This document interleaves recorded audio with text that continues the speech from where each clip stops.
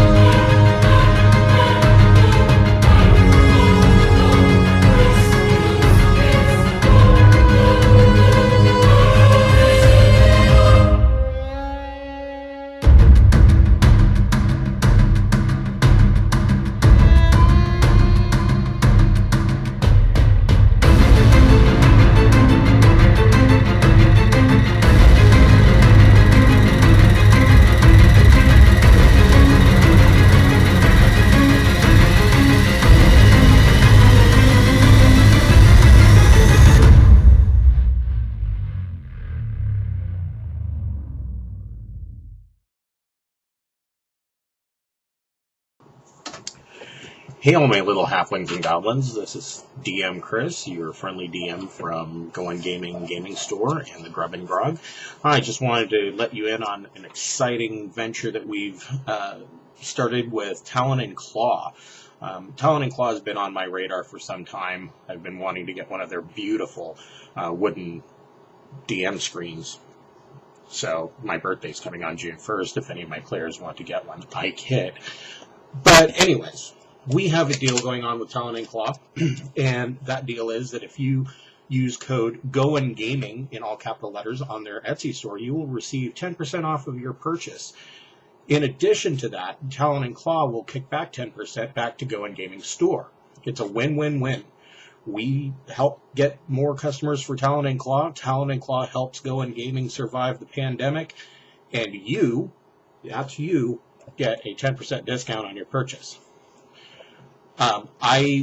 Like I said, they've been on my radar for a while. However, recently I entered a contest on Twitter, and I happened to win one of their leather dice trays, which is this right here. As you can see, it is very portable.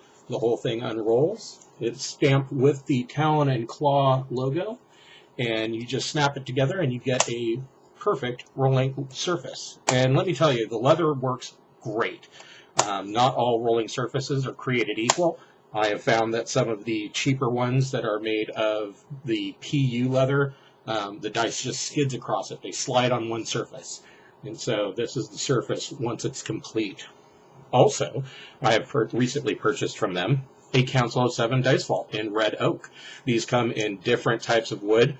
You get to choose when you purchase it. They have a magnetic clasp closing it, and it is a vault for holding your dice. They have larger vaults. They also make a full line of wooden dice trays that serve as a vault. They have, of course, many different models of their DM screen in multiple different woods. So definitely go ahead and check them out. You can click their link on my YouTube channel or scroll down in your Twitch channel, and you will see a tile there to click on their store. please check them out. And I hope you have a good day, and I hope to see you at the gaming table soon. Thanks, guys.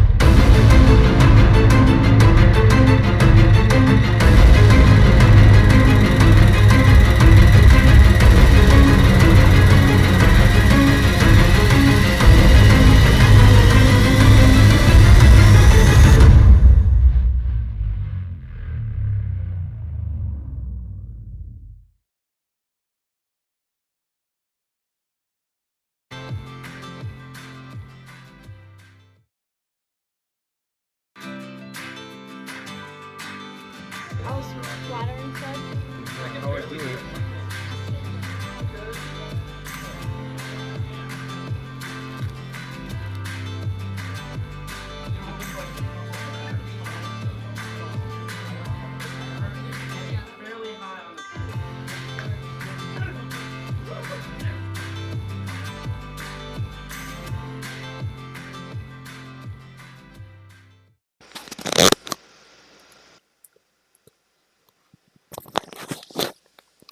Hello. Ooh.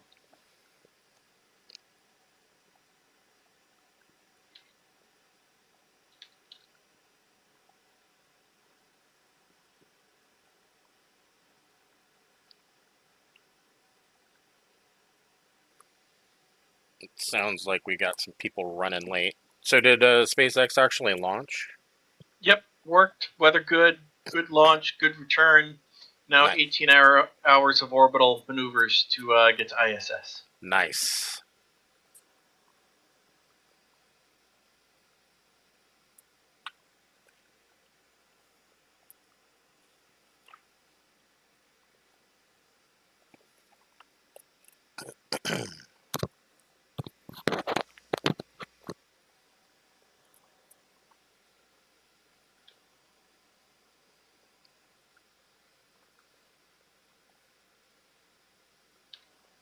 Hopefully the pilot looked out the window and said to NASA, "Here's something you can't do." Well, obviously NASA was a part of the plans and designs and everything like that. But remember, they told Elon at the start, returnable stage ones are not possible. Right, right.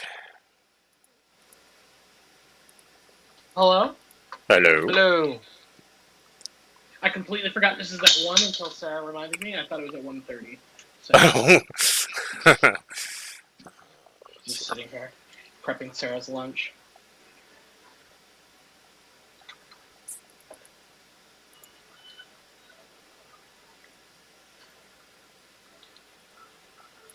So how's everyone's last 2 weeks been? Good. Pretty much the same.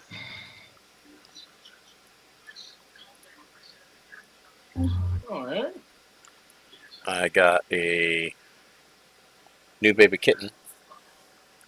She is Nice. tiny. So the cat that we purchased, we rescued a cat, Piper. She, of course, we got her because we had lost our cat of 15 years, Simba, and I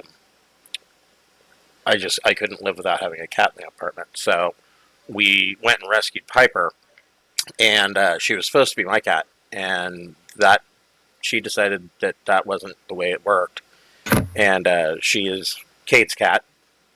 She barely lets me pet her, and so, but we also noticed that Piper was clearly she was lonely. Like she would go to the window and would get super excited when she saw another cat outside, and of course we don't let her out. So we're like, well, she needs a playmate, and I need a cat that'll actually spend time with me. And so we went and we got a kitten, and they were a little standoffish at first, but they're starting to play with each other now. And Piper insists on making sure that Tassie knows that Piper is the princess, and Tassie's only staying here temporarily. But little does Piper know that Tassie's here to stay. That's cute. Yeah, she's tiny though. She's like she fits in the palm of my hand, and she's already gotten stepped on twice because she likes to attack your feet, and she's starting to learn her lesson now though. After getting stepped on twice, she has finally learned. Luckily, no major damage. Just mostly hurt her feelings.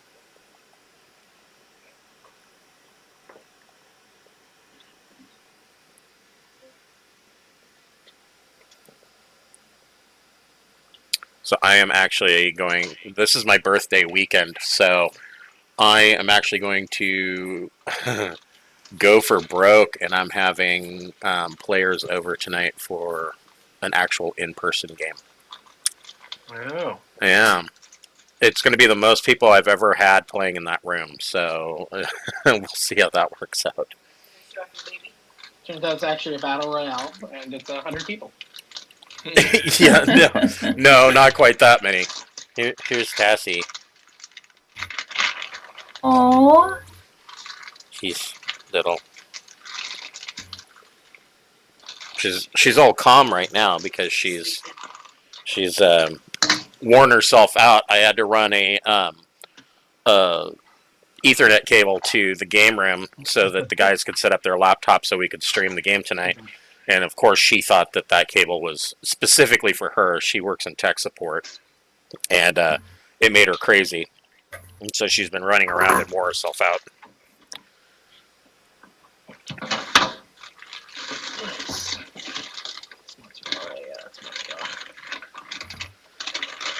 So I remember I talked to Kerry about Zarm doing stuff in his downtime. Did you decide where you were landing on that? Yeah, I'm reading through the notes that I took of what I wanted to do. I'll get back to you here in just a minute. Okay. Yeah, I know that we are working on the paperwork side of D&D. There's usually there is like entire game sessions that I've run where you play the game for a while, and then eventually you get to an entire game session where it's like, okay, we have to do something with all of these loose ends and inventory that we've collected. So, and those game sessions are never really that fun. I mean, I guess there's some people that like to go shopping, but there's just not a whole lot of adventure involved in going to Neiman Marcus. Okay, so what I'd written down is that I converted a lot of my smaller coins to larger coin. Right. Yep. And I kept track of that if you want to keep any of that info. Nope, that's fine. Oh. Yeah, you can do all of that in Salmon Vale. Right now, especially, there is quite a bit of coin and gems passing around through Salmon Vale because they are in the process of rebuilding. So, um, yeah, that works. That's perfectly doable. Chris, is Okay, there and then any conversion fee that I need to worry about while I'm taking in the mass of free coin right now? No. Yeah, no. I'm not going to do that much math. That sounds like work. I don't want to do work. This game's not about dragons at all. It's all math. so then the other Legally, thing. Sorry, the other thing I was going to do was the Ion Stone, but I was waiting for Jeff to let us know what our loot was to make sure I had enough money. Okay, so yeah, he's working on that, I believe, right now. Yeah, no worries, not in any rush. And what was the Are other? we buying stuff in town? You can. Now, like I said, there's a lot of coin going around. I wouldn't say that there's a lot to be purchased. I mean, anything out of the player's handbook is probably available, but I mean, most of the stuff that is coming in and out of the town is, lumber and quarried stone and stuff like that. Well, As they're rebuilding. the only thing I would be interested in is a +1 rapier.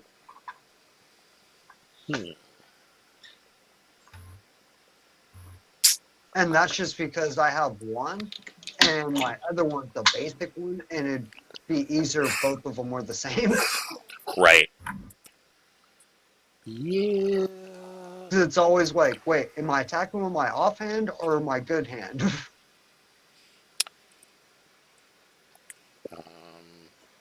Malum, I know that you had also talked something about like finding a place to hold up, like our own house or something like that. Well, they have that.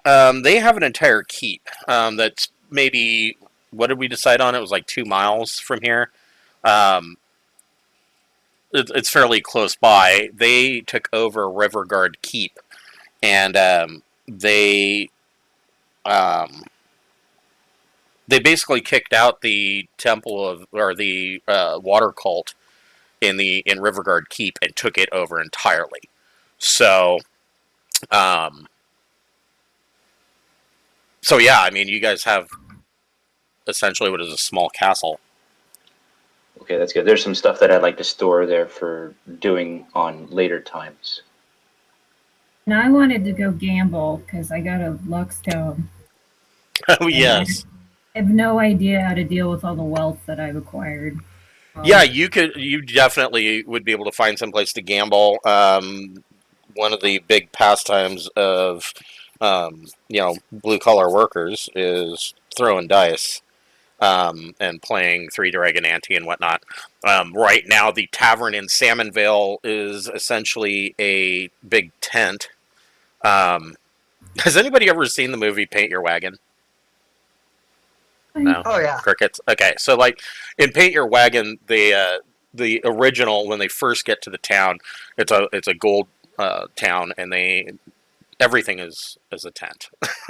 So it takes them a while to build this town up, and that's essentially what you're looking at here with Salmon Vale, is that until more permanent structures are built, it's just a tent city.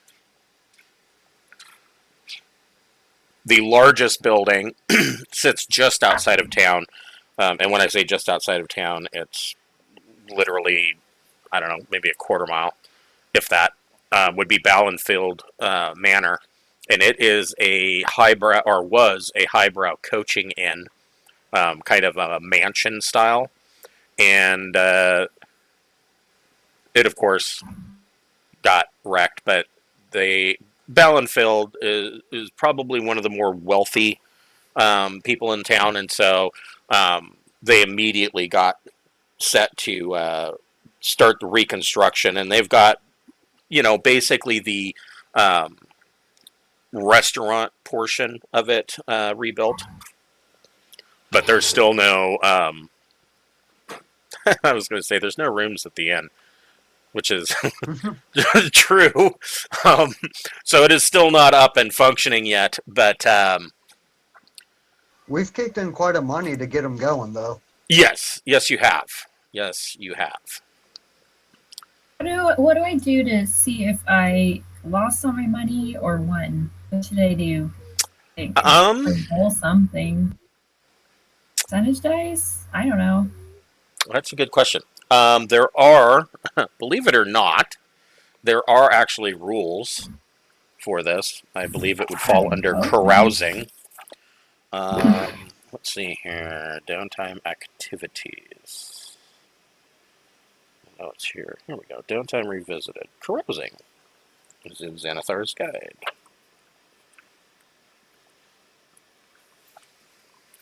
Considering that this entire book is optional rules,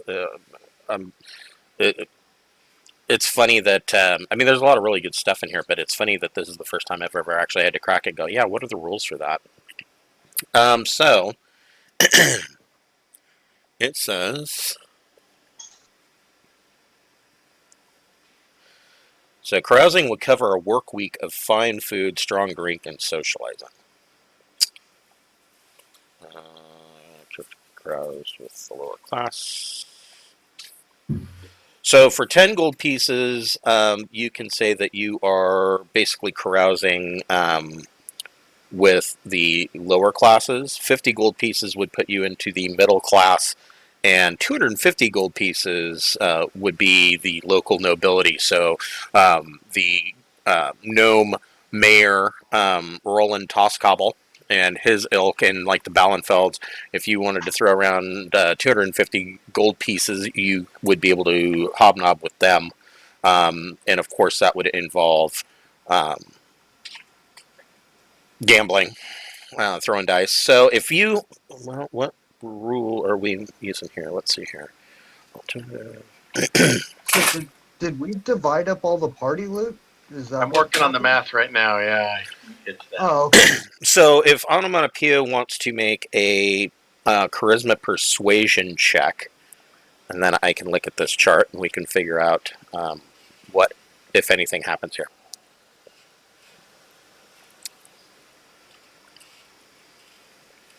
I kind of like this carousing check rather than having to go through and...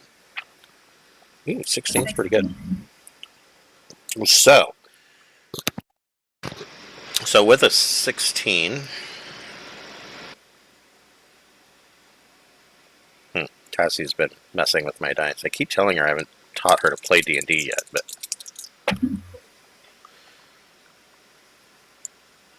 So you actually make another 66 gold. Oh, cool. Hooray.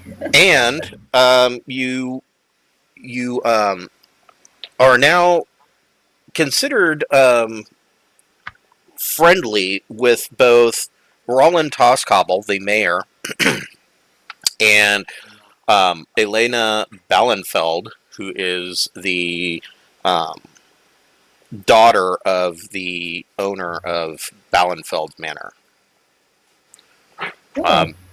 Having that contact means that you can get free rooms at Ballenfeld.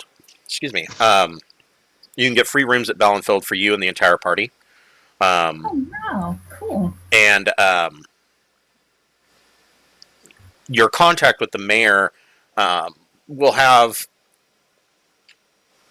direct links to special information in the town. Now, the mayor is already on friendly terms with you guys because Malum has sunk a ton of money into assisting in the rebuild. But Well, the whole party jumped in on that one. right. I But think you I would saved my money, actually, but... you would actually really set that up. And so, I mean, he was already on friendly terms, but now, now it's Onomatopoeia's carousing check for this this 10-day has kind of really pushed it over the top. Like, now it's more like you guys can show up, or she can show up at the mayor's office, walk right in, sit down, have a brandy with him, and smoke a cigar. Just kind of, hey, what's up? Cool. So I have the coinage ready and converted. Thank you. Are we doing clean 6-way? I only started counting when I joined, so I don't know what else anybody else's notes have. So I have from Well, we kept up on that when we played in the before you joined. okay, just making sure. I didn't want to assume anything or leave anything out. So Now, before you pass that out, another option, of course, because I'm assuming you guys have quite a bit of cash. Am I correct in that assumption? Yes. Before we do the exchange, I'm at like almost 400 gold with another 20 platinum. So something to think about is that 50 coins, and it doesn't matter what the coin is, but 50 coins equals 1 pound. So what you might consider doing is not just converting those coinage up, but also converting them to gems, because you can carry more wealth in a lighter package when it is considered gems. Yeah, when we're still playing in the shop, I had started doing that. Like, as far as my physical stuff, I have a whole bunch of gems and gold or the doubloons. I have Yeah, a bunch of gems and that's doubloons. true. That's true. Yeah, and doubloons, we're kind of we're gonna ignore those for the time being, because that's more of an in-shop thing. Yeah, I've been ignoring those, and I figured get back to that when if we go back to the shop, that whenever Right, that happens. because those doubloons specifically have in store. You get that you get it as loot, rewarded as loot in game, but you can spend those in the store. So they're kind of a whole separate thing. Technically, each coin is worth 25 gold pieces, but yeah, we'll just go ahead and keep it simple for now. So the raw coins, since I've been tallying, all made into gold, 44.83 gold party wide. For each player? No, party wide. Okay, I would be like, holy crap. So 483 divided by 6. Is there 6? 1, 2, 3, 4, 5, 6. Yep. Well, is there anybody that has been playing that's not here now? Dubisa, but I've got her counted in. Wait, 1, 2, 3, 4, 5. Yeah. I got. How do I counting her? That'd be 7. So that's 690 apiece. 690 apiece. I am rich. That she's missing. And is that gold? Which that's all converted to gold. All the silver, all the copper, all the EP, all the flat into gold. Okay, cool. That's a fair bit of gold. We get to the hard list. We have rings and carpets and armor and equipment that's as yet unclaimed before tally. So, like, the carpet, yeah, somebody stole the carpet. You guys, I swear, I'm going to loot out every single silver jewelry box that I find, and I'm going to take this guy's carpet. Have we all been playing Elder Scrolls? I guess. Baldur's Gate, where you walk into the house when the person is still in the house and then loot all of their crap and walk out. Some of it, I think, an individual was given it, and I just wrote it down anyway, so we weren't losing things. So let me double check a couple things. There's the pouch with the dust of disappearance. I think Carrie has that. Zarm? Correct. Okay. There's the Ruby of the War Mage. I think Carrie has that. Correct. A Wand of Pyrotechnics. Also have, yes. The Cloak Shield +1, I don't think anybody took. Does anybody use a shield? But maybe somebody wants to use a shield. +1, that's the +1 clockwork shield, right? Yes. Yeah, so that would be +3 to your AC. For whoever. Let me hit that up if no one wants that. Right? Yeah. I mean, the cleric would be perfect for that because you're using a mace, right? Yeah. So that's a one-handed weapon. That would be... great. You can paint your divine symbol on the shield too, right? Isn't it? Well, the symbol on the front of the shield is actually a gear that works around in a clock, and it turns once every Get my hour. coffee. Oh, okay, cool. I forgot There's about that. that. I would have Sarah, drank that. who wants the shield? There it is. I'll Okay. take it. Yep, Phlegm Never will get steal a my coffee. shield. There were some potions of fire breathing in and out. 2 at one point. Don't forget the ring of mud breathing.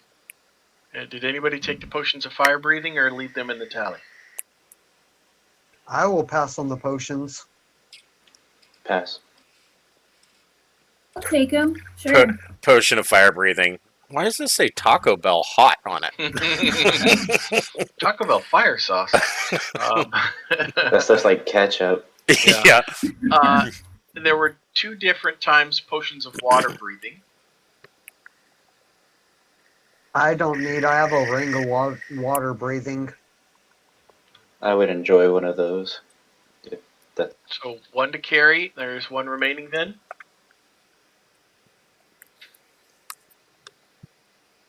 Bueller. I'm willing to pick up the second.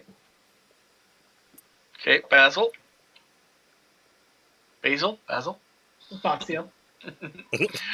Suit of Elven Chain that I think at the time no one was into, but if you needed an armor upgrade in that figure, that'd be good value. I would say hang on to that. Maybe Dubiso wants the Elven Chain. Okay. Then we get into the weird things like the carpet, a carved lyre, and a silk robe that we can either just net out for their coinage or donate them to the mayor so we feel special. The or silk robe. What? We stole somebody's smoking jacket. Yep. Any collars on those? I think I had the silk robe, but then now I have the cloak of billowing, so I much prefer. So now we've used silk robe. You've thankfully depreciated it 85%. You're welcome.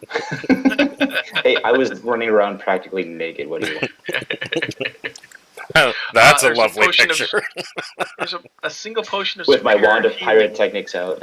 Yeah, burning your cloak of billowing.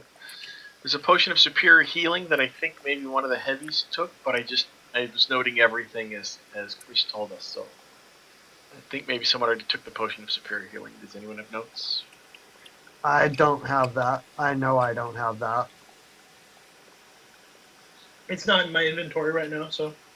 Not I. So then it comes, I think, to who ought to carry it. Either a heavy so it's on hand, or a clothy to deliver it to the heavy when they need it. I will be happy to hold it for those who need it. Okay. Let's see. Then we get into a whole lot of gems. These are probably Ignatius books and an urn. What type of book? Ignatia, one of the last ladies we killed at the end of the dungeon there. Oh. Chris said her books are worth 200 GP. Yeah, I was gonna hold on to those, and the next time I have an opportunity, I was gonna go see what they were. If that. So I can tell you what they are right now. I think.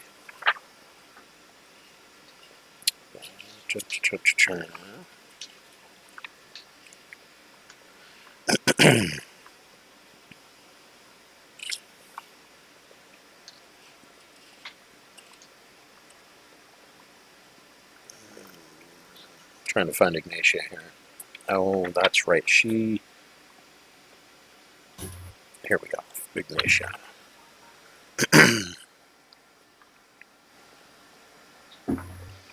So the books themselves, they are valuable. They're basically they're nothing, spectacularly important, but they are collector's items, like first editions. There is a first edition of Volo's Guide to Monsters.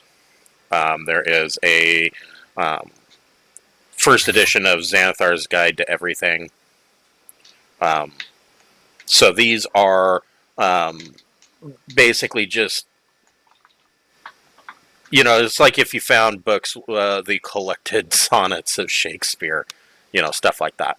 But specifically, they are books or they're not rituals. spell books or rituals or anything like that. They're just they are literally Xanathar's Guide to Everything and Volo's Guide to Monsters.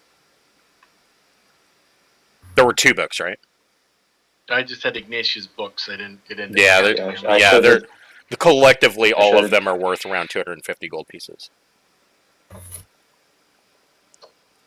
If nobody wants them, I'll take them. I was going to say we could put them at the keep if we ever decide to have an inn, something for people to read.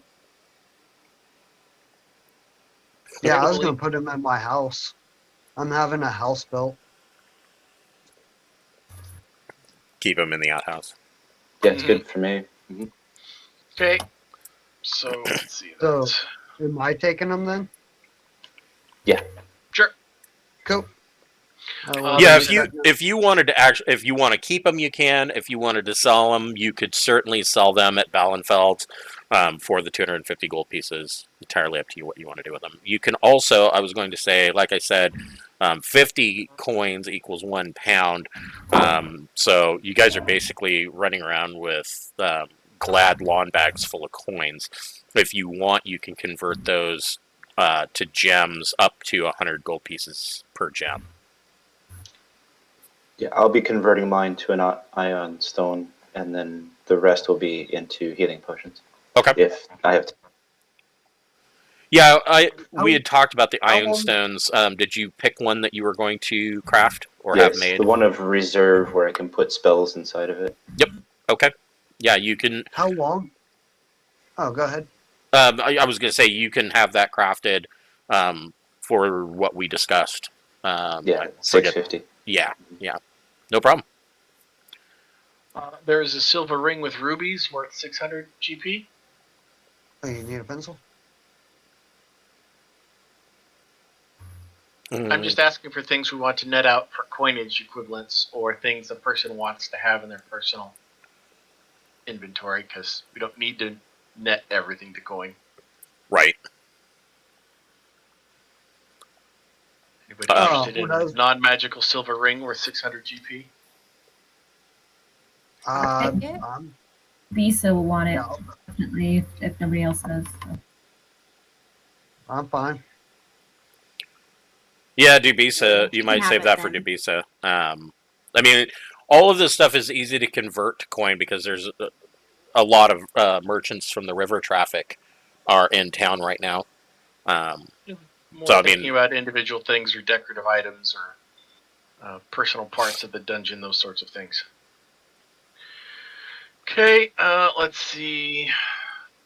I'll then do totals of gems, and we could have just a divided number X worth of gems, rather than you've got 3 obsidians or 3 emeralds. I'll just have an X gold worth of gems that's not raw coin. Right. So I'll work on that next. Cool.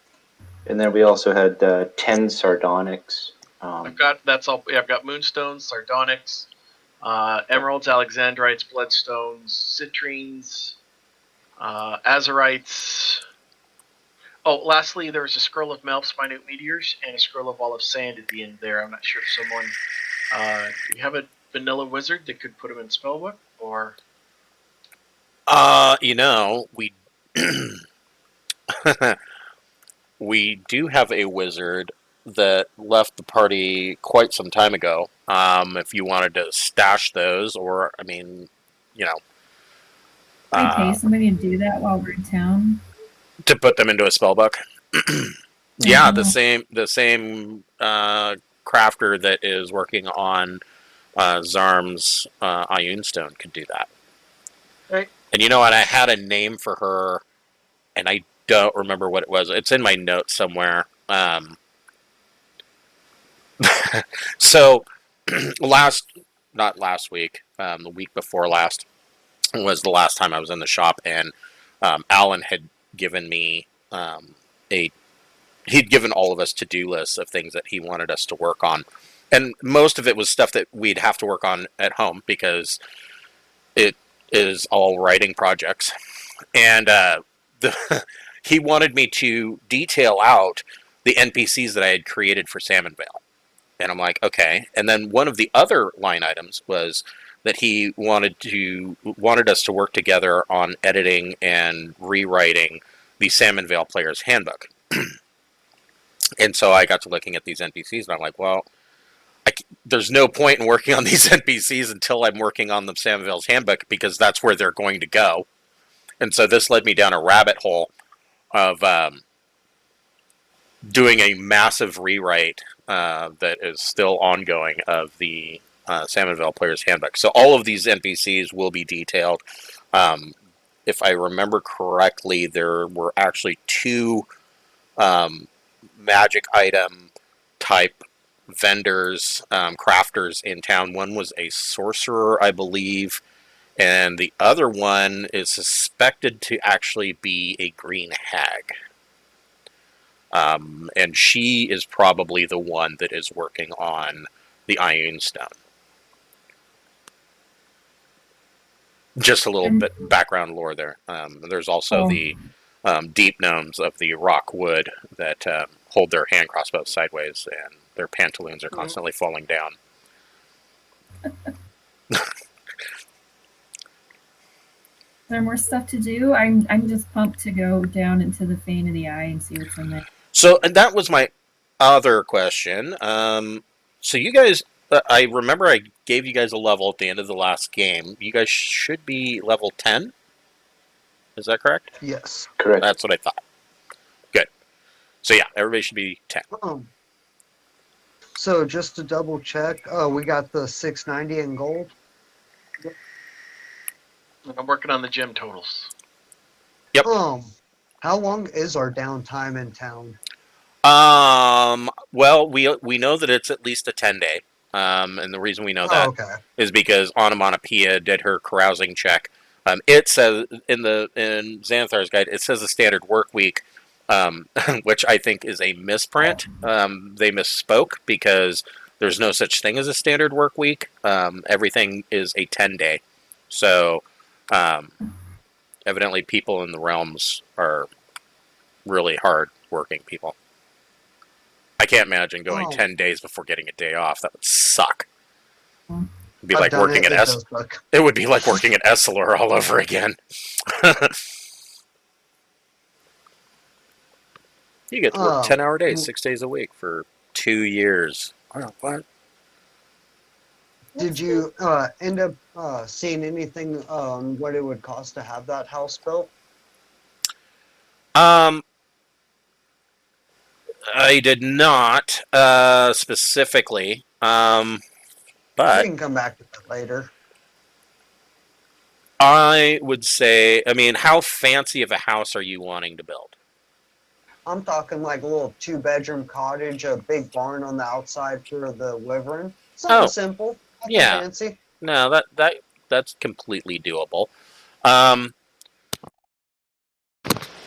would say,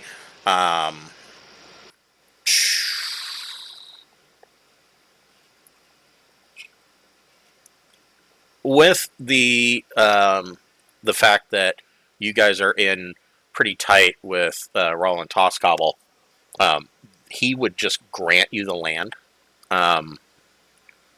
and I would say that you could build a cottage with a barn. I would think for 600 gold. That works for me. If you wanted to get some livestock to put on the farm, that might raise it up. Depending on how much livestock you want to put on the farm, you're talking 850. Don't need livestock. I'll give you I'm not going to be there often. A couple cows, some pigs, maybe some chickens. Yeah, I'm not going to be there long enough to worry about livestock. Yeah. You could hire some people to look after it if you wanted. Worry about that when I retire. Yeah, true. So I mean, this could easily be your retirement cottage. That's totally what it's going to be, is retirement cottage. So is Dubisa with us, or?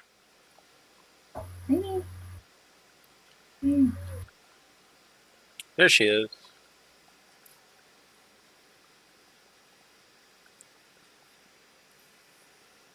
She's typing, so that tells me she's probably having audio issues. What's the local church in this town? That is a good question. If I remember correctly, here, let me. There is I believe it is an All Faiths shrine. Yes, it is an All Faiths shrine. Um, I don't even need to look that up. And so the way the shrine here in town works is that it is open to um, every faith and religion, um, and the main temple in Waterdeep of I think it was, well, they all kind of get together and they send out a priest or two, and then the priest stays at the All Faith Shrine in Salmonvale, and they stay there for a month, maybe 2 months, and then at the end of their turn there, they pack up and they go back. Um, Usually, it's two priests. One is a actual cleric, and the other one is kind of an acolyte, and it's kind of part of their. It's like when you, it's like if you are turning 18 and graduating college or graduating high school, and you're a Mormon, you're expected to go out on these missions and knock on doors, and they give you a white shirt and a black tie, and they give you a bicycle and say, "Here, go forth." And so that's kind of the same thing.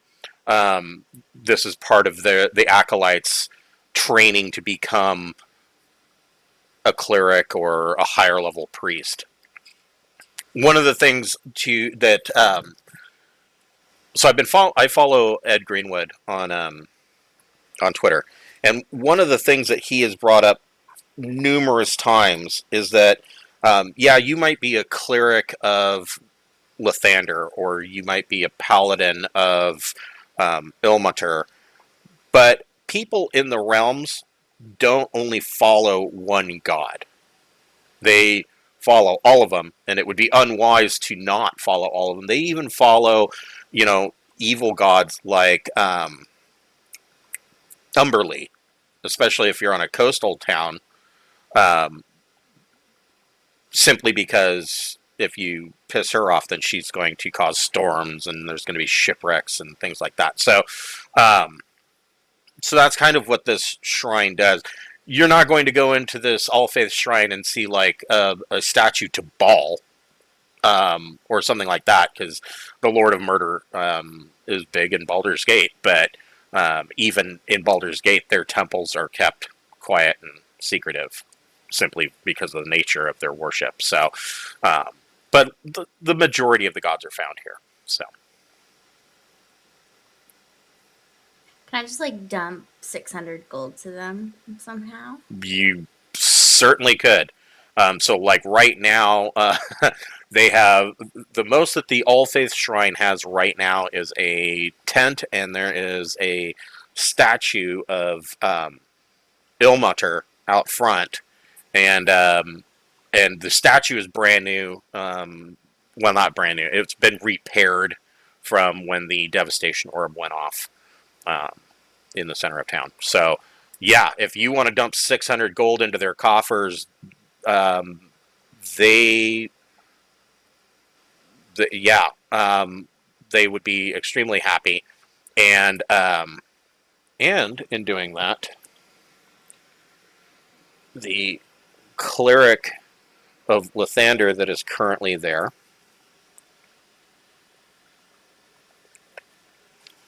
will grant.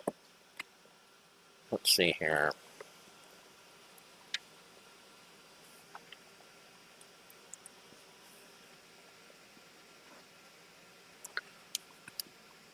So the cleric will grant an epic boon on your party.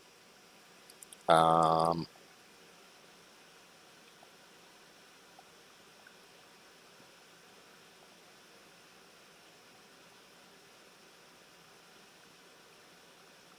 I'm trying to find one that would be appropriate. So the cleric of Lathander, will grant each of you a epic boon of fortitude that will last for the next 2 game sessions, and that increases your maximum hit points by 40 for 2 game sessions. Damn.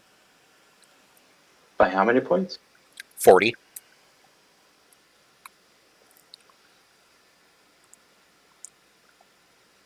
So you might want to make a note, because like I said, it's only going to be good for 2 game sessions. So it's like you have 40 additional temporary hit points for 2 game sessions, but you get those back when you heal. So they're not technically stacking with temporary. right. Okay.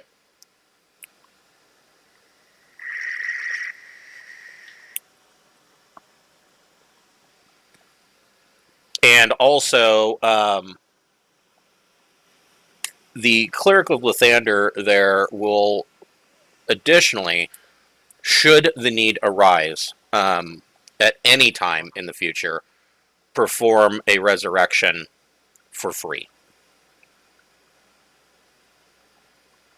Awesome. I'm looking forward Now to that's not foreshadowing that I'm going to start murdering characters. What? This isn't Tomb of Annihilation. I mean, come on. I would like to find somebody in town that can summon me a small earth elemental for me to kill. Yeah. The sorcerer can do that.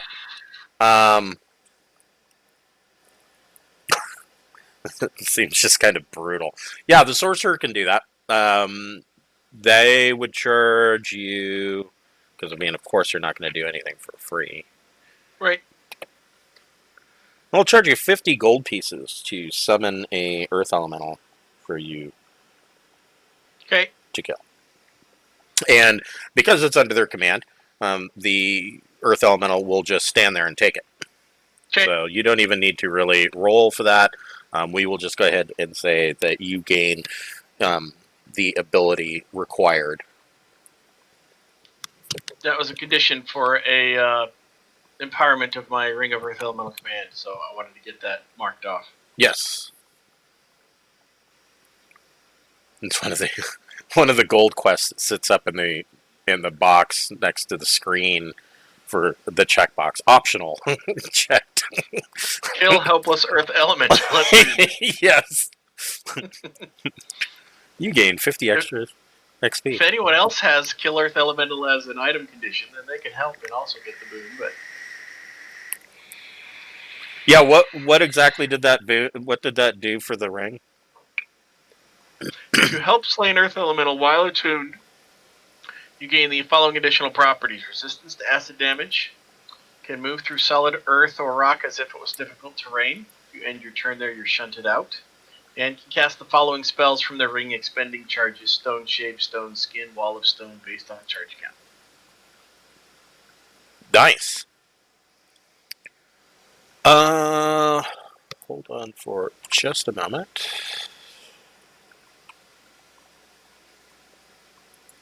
We're going to go to a commercial break. Let me do something here.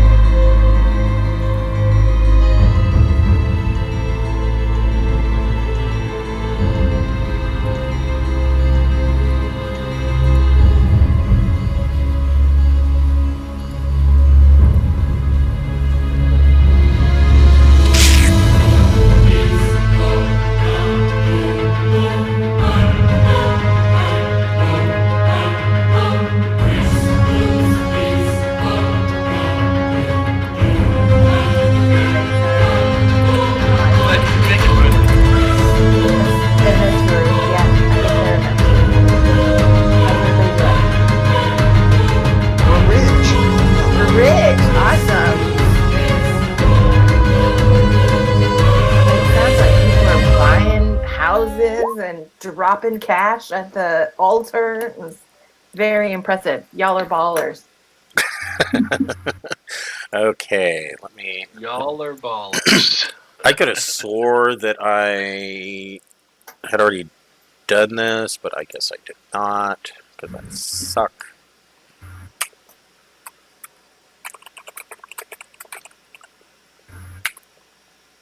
This all seems very familiar to me.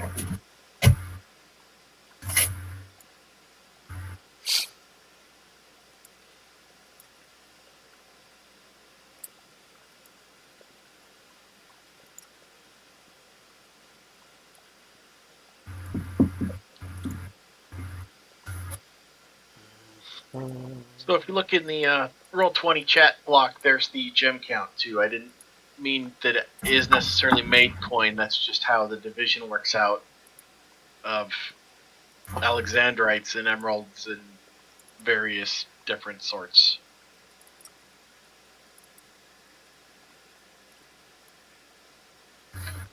There's moonstones, azurites, bloodstones, citrines, emeralds, a mix of things in there. So if you had particular component needs, we could back check that.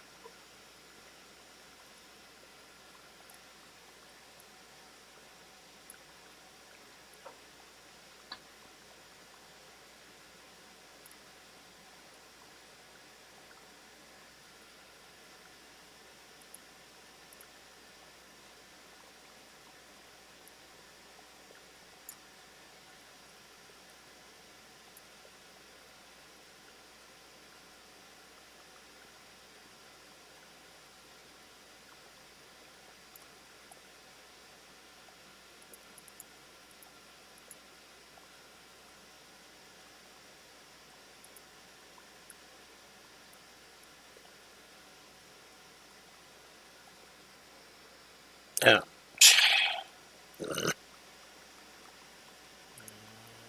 I proceed to screw it up.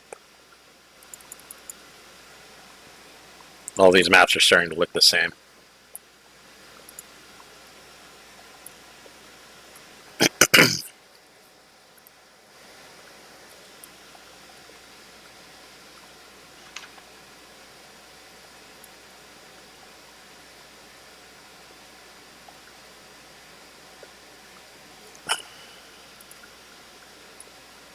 I've never used it, because I'm not adept with magic, but I have a wand of cure minor wounds. That gets 3 daily usages. Does anybody else feel in better need for it? Yes, please. Oh, If somebody else doesn't want it, Well, I mean, that's one of those things that if somebody is dropped to 0 hit points, and that can like save them from having to make death saves. Yeah. Looks like Zarm's going to be our Swiss Army knife. Yeah, you can totally take it if you want. I've had it for like 4 months and I've never used it. yeah, I've got a wand of pyrotechnics or magic missiles if you want either of those. I'm not adept with using magic items. I have to roll on them, so I don't Understood. even bother. Yeah, you'd have to make a Arcana check in order to use that. Yes, are there any small farmhouses for sale? Yeah. Well, no. And the reason why I say no, this is getting frustrating. Hold on, just a second here. I'm having to, I have to jostle everybody's screen around because it is being a pain in my butt.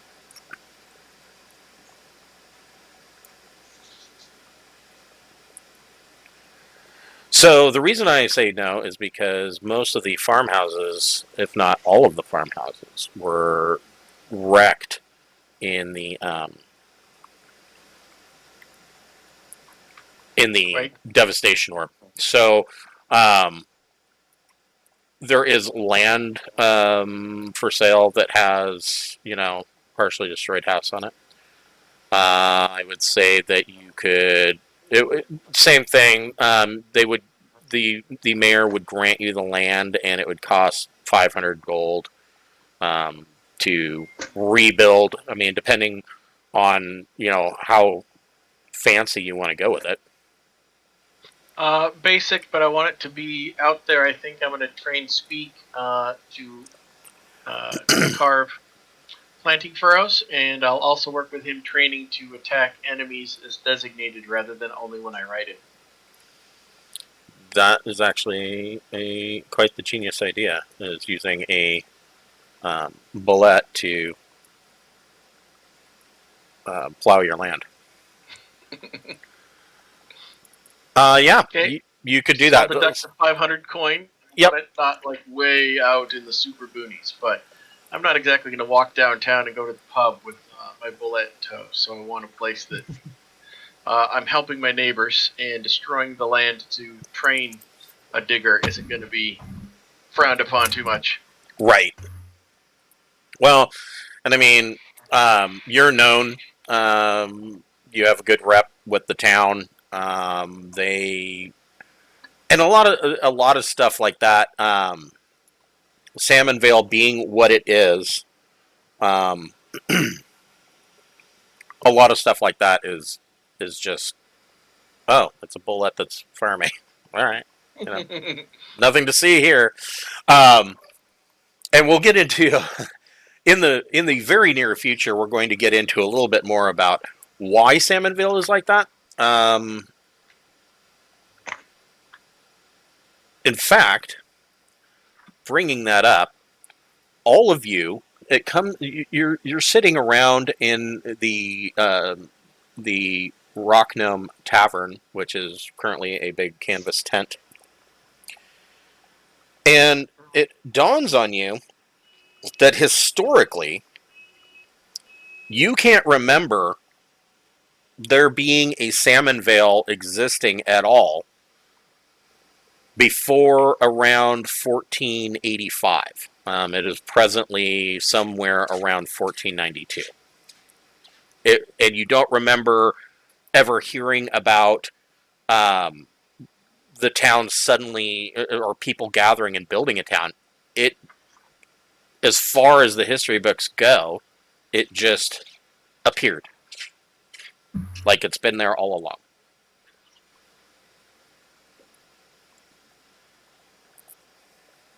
That's a little disturbing. Yeah, that's crazy. I don't know what the deal is.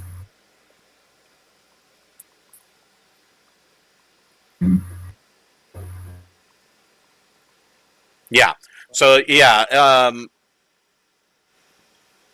you're not quite sure what the whole deal with that is, and even if you chat with people in town, they just kind of look at you and go, "Huh? Yeah, I think you're right. That's really weird."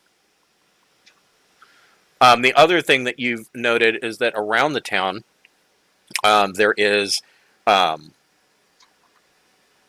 a group of a tribe of barbarians that, but not like the Uthgard tribes. They're not powerfully built Conan type people. There's a group of these barbarians that have a direct, seemingly to have a direct relationship with the land, and they are a river folk. But they don't really travel very far. They have a couple of camps along the Delimbrer River, and they are called the Nachi Tanan, which translates to like, well, it's a rough translation, but it would be like the great Indian people. Can they be asked about the town appearing? They not up. They appeared when the town appeared. Oh, okay. So they're in the same book. In fact, Gotcha. a number of things. So, just across the river, about 5 miles into the misty forest, an elven city also appeared around the same time that Salmonvale did. And the elven city is called Evergreen. They are mostly wood elves. And since the two appeared, they've had some minor rough dealings with Salmonvale, and they've come to a diplomatic truce in that the elves have basically told the people of Salmonvale, yeah, okay, but you can't come into the Misty Forest too deeply for logging and hunting purposes. Stick to the edges of it and we'll be fine. The Nachitanan seem to have a more relaxed relationship with the elves, and it's even been said that they can come and go to Evergreen as they see fit, with no altercation. Whereas people of Salmonvale, there is some trade back and forth between Evergreen and Salmonvale, but for the most part, you have to be escorted going in and out. The other group that appeared is just to the east, about 2 miles, and that is the deep gnomes of the Rockwood. And the deep gnomes, they are a group of Snurfneblin, and nobody knows if the Rockwood was there before, but it just seems really coincidental that they appeared around the same time that Salmonvale did. And the Snurfneblin came to the surface from the Underdark, and they do conduct some trade, but they are also kind of known to be on the shady side. They're not like normal Snurfneblin. These guys they have been known to hold up caravans, things like that. But then they also conduct trade, so they're not like Drow or Durgar, but their people are definitely question. Be careful when you have dealings with the deep gnomes. So those three, that whole thing, it just kind of appeared around 1482, between 1482 and 1485, and nobody has any memory of these areas existing before. They just appeared.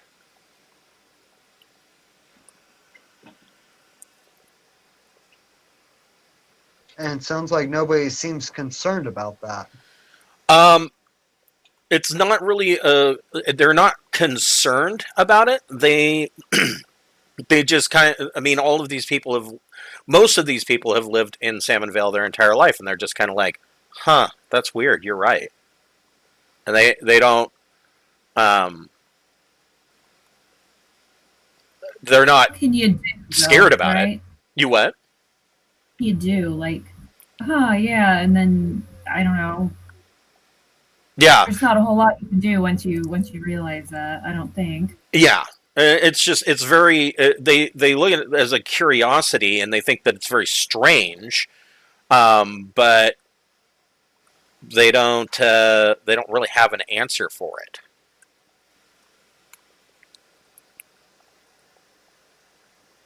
Now, yeah, no, that's the other group. The other group has the answer.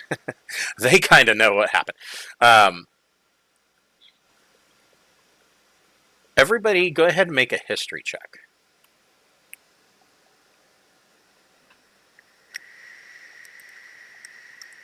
Not me. Not it. Hey, I got 19. Wow. Look at the big historical brain on Zarm. You sure you're not an archaeologist? I know things. I drink and I know things. Yes, I so need that t-shirt. I thought I was going to be lowball. Wow. That's definitely not me. That is actually perfect, because not only do I mostly not care, but I'm also a far traveler, so it makes sense I would not know anything about this land. That's a good point. With So my role, I probably thought I knew, but was nowhere near the idea. So, Zarm, you have some suspicions about how all of this area came to be, which is especially appropriate since you are of the magical type. your suspicion is that something about all of this is connected to the Sundering, and you suspect that when Io, Eio, the elder god. So the first Sundering happened. Um, it's all very complicated. So the first Sundering happened when Ao created I believe they're the tablets of fate, and then the elves did some magical crap to create Evermeet, and it kind of blew up the world. And then the second Sundering, which is somehow related to the first, from what I can gather, happened when Ao smashed the tablets. Or maybe he smashed the tablets the first time and he recreated them. Yeah, that's what happened. So the first Sundering happened when he smashed them and said, nah, everything's all BS. The gods can walk the earth, blah, blah, blah.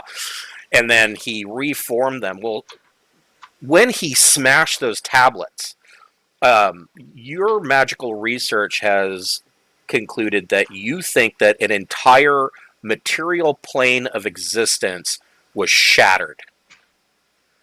And floating throughout the cosmology are broken mirror shards of this plane that was destroyed. And you think that one of these mirror shards may have collided with Toril. And when that collision happened, the town appeared.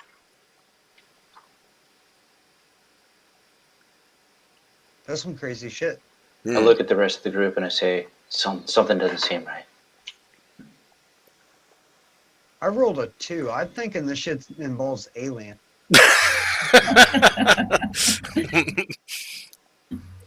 Yeah, you know a god's pissed off when he breaks apart a plane of existence.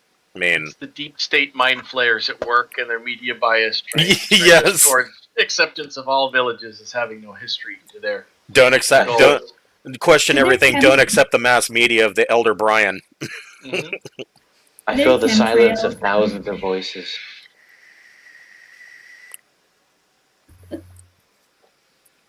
And so to give you the meta game explanation of this is that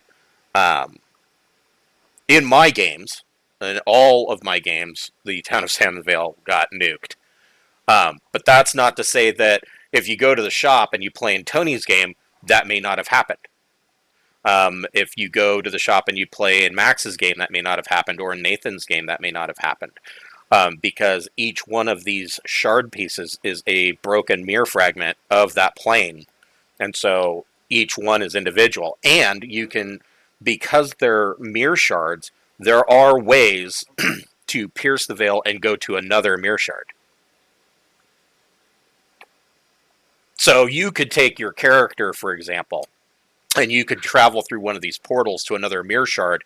And when you step out of the mirror shard into Salmonvale, it's a perfectly running town. There's no tents. The devastation orb never happened. It's fucking sliders. Right. It's very sliders, yes. And at some point, somehow the Raven Queen is involved in all of this as well. I sew her. You what? I sew her. I don't know. That's a dumb joke because it's not so Raven. I don't know. Yes. That's so Raven Queen. Do we have all the loot divided up? So And Dubisa, so you were hanging on to the ring, correct? To give to Dubisa? And did Dubisa want the elven chain? The fridge for dating the food. Yes, I think I have the ring and the elven chain so that I'm not quite as squishy. Okay. Because I think That's- at the time I was the squishiest one. That's kind of what I was thinking. And I thought So Of if all I of am you. still the squishiest one, then yes, I would like the elven chain. Okay, noted. All right. So, But I'm going to not spend my loot on anything because one day I want to swim around in it like Scrooge McDuck. So I don't want to diving buy into the anything. I piles. just want to like have a big pile I can jump into at some point in the future.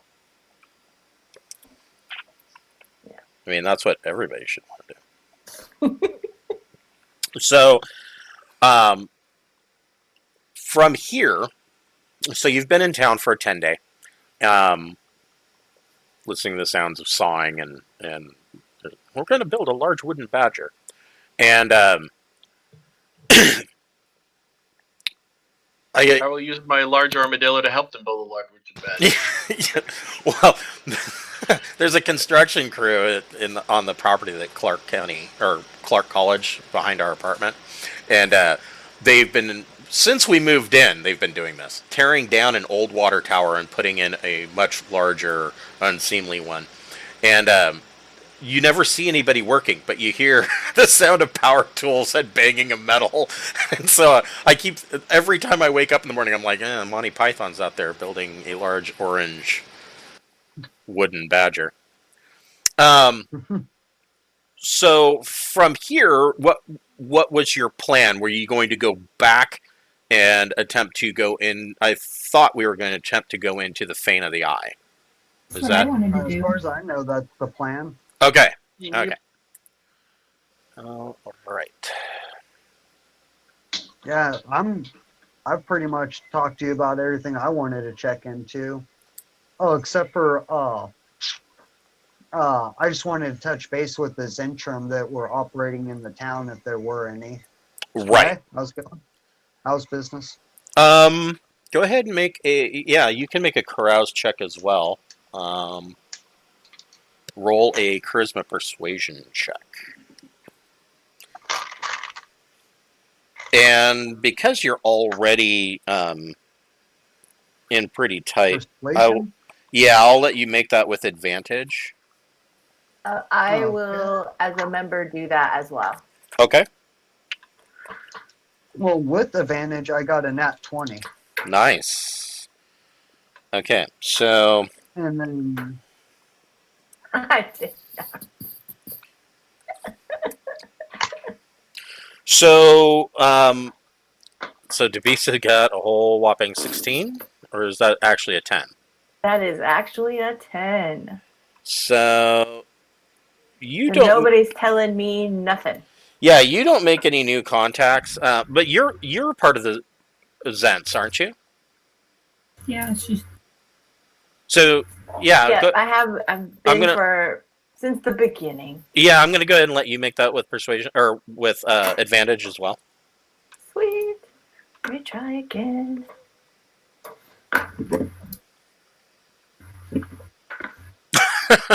come on. Wow.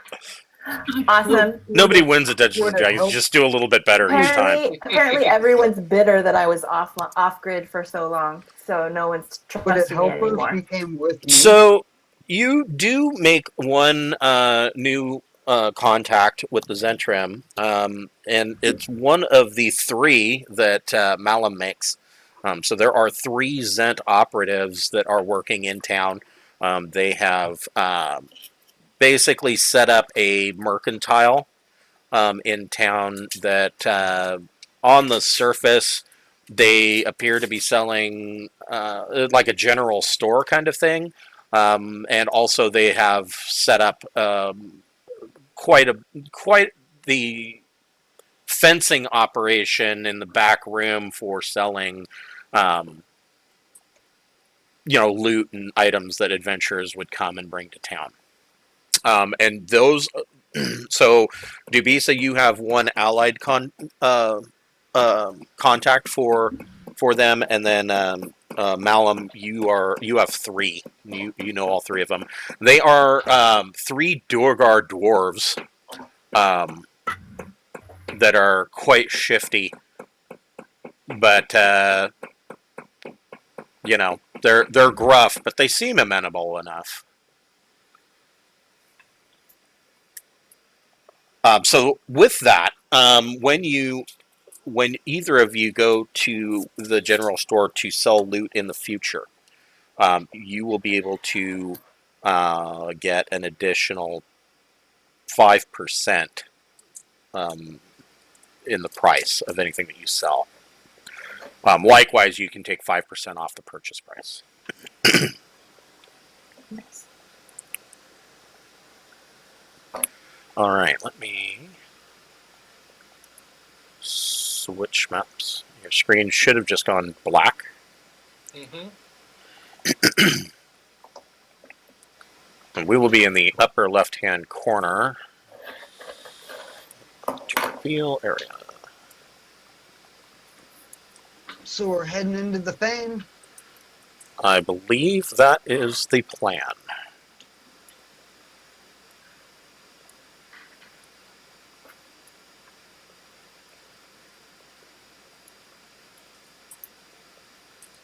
And So how we're long was getting to everyone that in by Salmonville? For a 10-day. Sweet. So you and guys this is should... the elevator that we just found. I'm sorry, what was that? The spot on the map, that's the elevator coming down that was going up, or the Ash and Ember. Correct. Okay.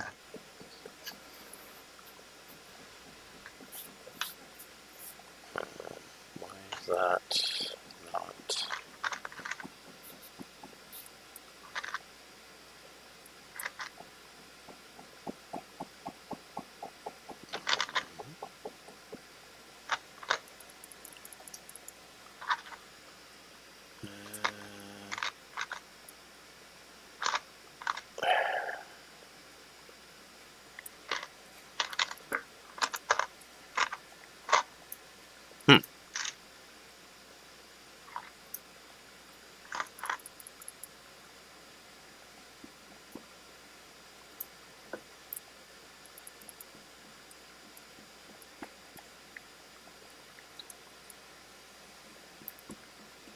For some reason, it is...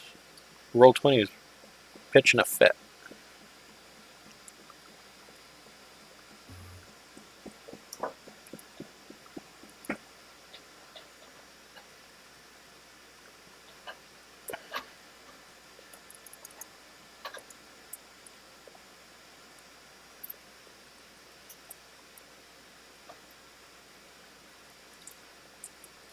There we go.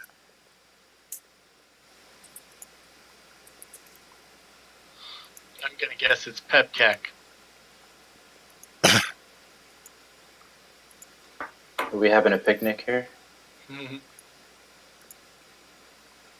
Okay.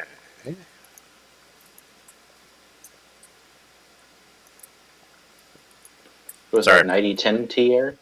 Mm-hmm. Yeah, sorry, this is... I could have swore that I worked on this map before. It's really weird because I'm getting deja vu, and but for some reason, it's all gone. No. There's a change in the matrix. Yeah, right? Yeah, it's very strange. What have those monsters done to the Fane of the Eye? Yes. Well, I took a week off. The monsters deleted the map. That's some fourth wall. Let's see here. Boom.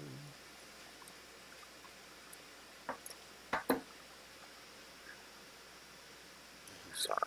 Let me take the rest of them back.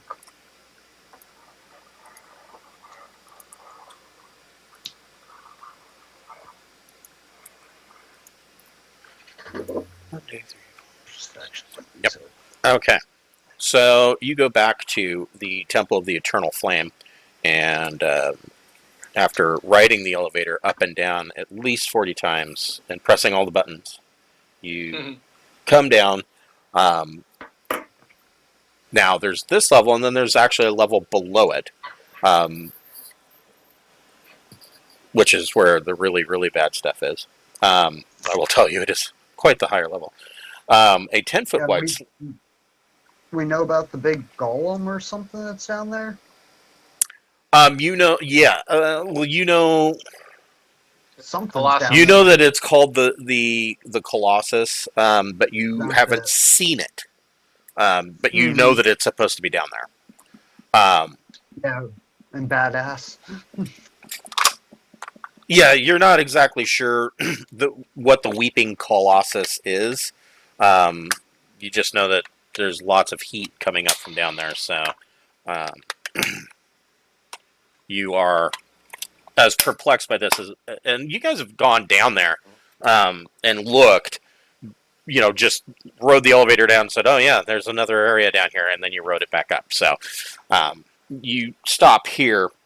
The 10-foot wide slab of stone levitates in the center of this wide vertical shaft. A bridge-like pier of rock juts out to meet the platform from a wide ledge on the eastern side of the shaft. Hot fumes rise from below, and the shaft glows with fiery light below this level. The shaft continues upward into darkness. 3 passages lead away from the shaft. A small brass gong and a striking hammer are near the ledge. Split the party. Oh, Don't get the gong this time. Yeah, remember what happened last time? I cast darkness over Sun Moon and see if he can get off.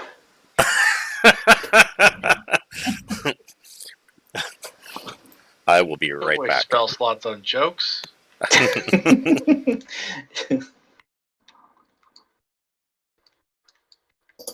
is the wyvern here? I didn't see the wyvern or the bullet. Yep.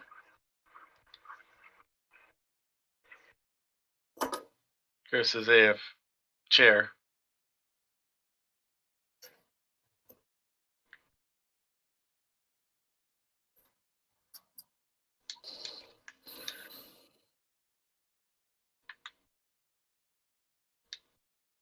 Well, since he disappeared, I'm gonna go make coffee. I'll be back. Yeah.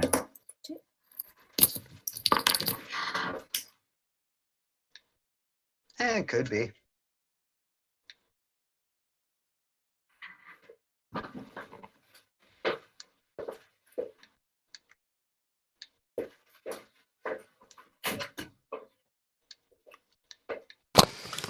Okay, so you've got 3 passages that lead out of here. One to the east, one to the northeast, and one to the southeast.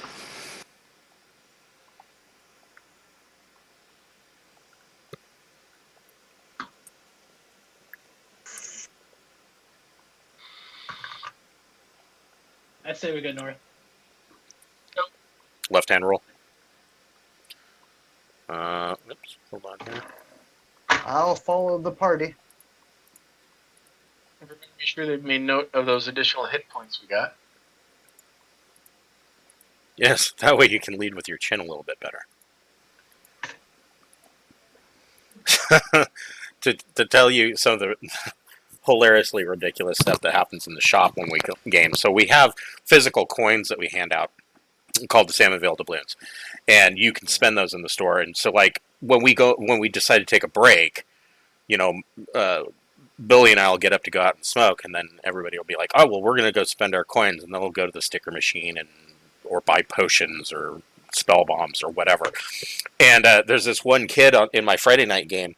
His character is a red dragonborn, so he has a fire breath weapon. Mm.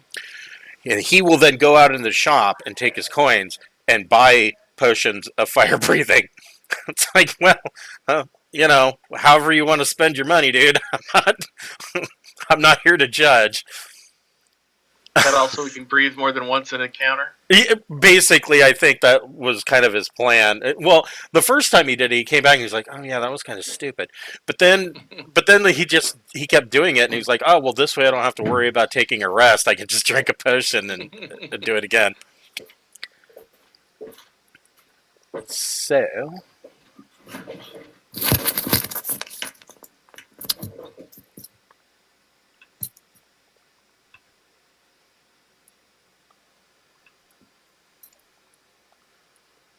just move everybody en masse. Something like that. Chris, Yeah. do we have Wyvern and the Bullet with us? Yeah. You can. Oh.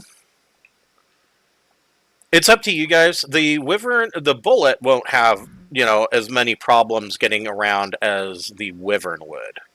Well, that's what I've been doing lately. Is I just follow the Bullet. Right. Yeah, you can. Let's see here. Where did the Bullet? I just happened to notice the icons were missing, so I figured I'd ask. Yeah, I forgot to drop them here.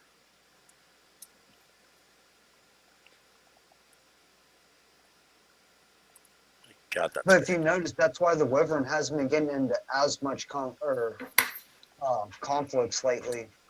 Right. You're pretty good about where the Wyvern could fit or where the Wyvern couldn't, so you've left him behind at times. Uh-huh. But there's And been then I times just have he's the been very cool. I just have the Bullet Kool-Aid Man through walls. Yeah. It's nice when you do that because the Wyvern can follow. Yeah.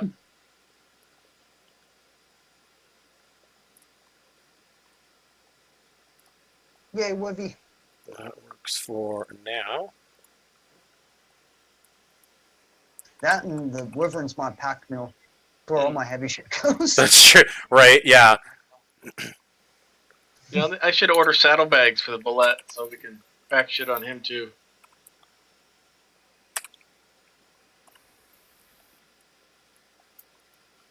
I don't want it to all break whenever he Kool-Aid's through a wall. Like Right. saddlebags full of precious items. I don't know if they'd survive a Kool-Aid Yeah, it might man. have to be a fanny pack because his tongue would be affected. Well, and I mean, ultimately, because everybody always ends up, that's part of Dungeons & Dragons. You end up in a dungeon, right? And so you've got the paladin here who, in older editions, finally got to the level where he gets a mount. Or in new editions, he casts, the Fine Steed or Fine Greater Steed. And it's like, you're in a dungeon. What are you going to do with a horse? So the paladin steed, this celestial war horse, ends up being nothing more than a pack mule with their saddlebags full because you're in a dungeon, and what else are you going to do? Might as well make it work, right? Right. Uh-huh.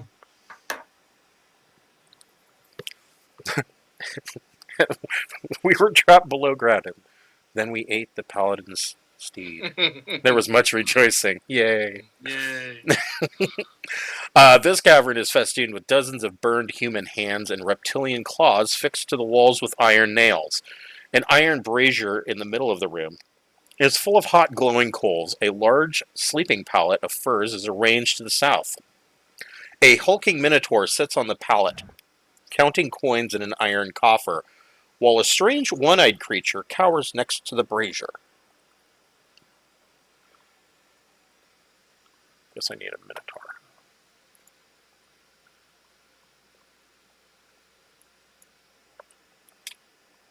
See, and this is what happens when my stuff gets deleted.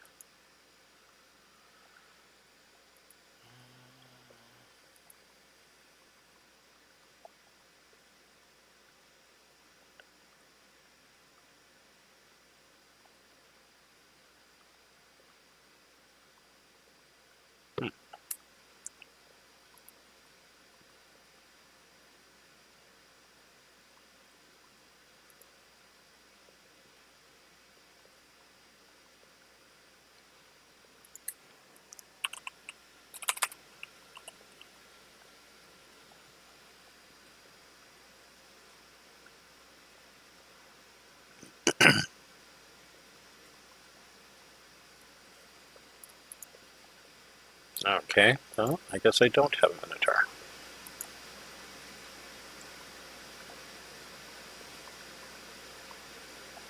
That works. My god, these are huge.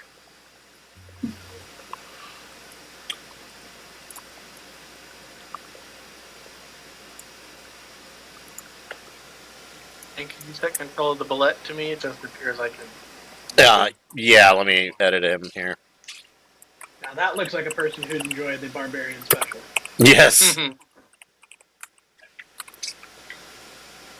Looks like the person who wrote part of the play action for the Barbarian special. Da, da, da, da, da.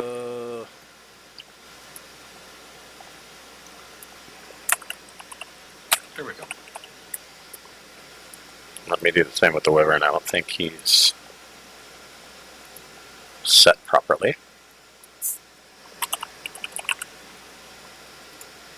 There you go. Now you should both be able to move.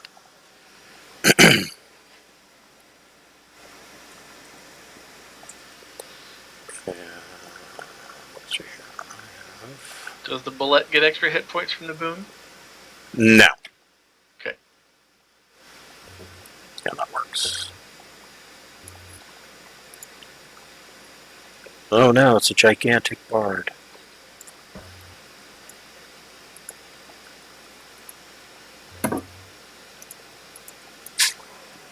He's gonna melt our faces off with a rock. Yes. Just gonna hit that lute so hard that our faces peel. Not a lute, a mandolin. Is that a lute? I don't know what a lute is. It's like a really funky guitar.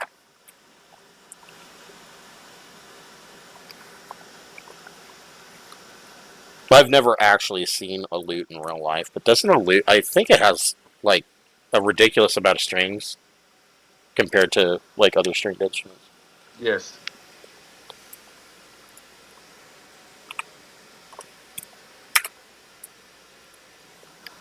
It's almost like a cross between a guitar and a harp, really.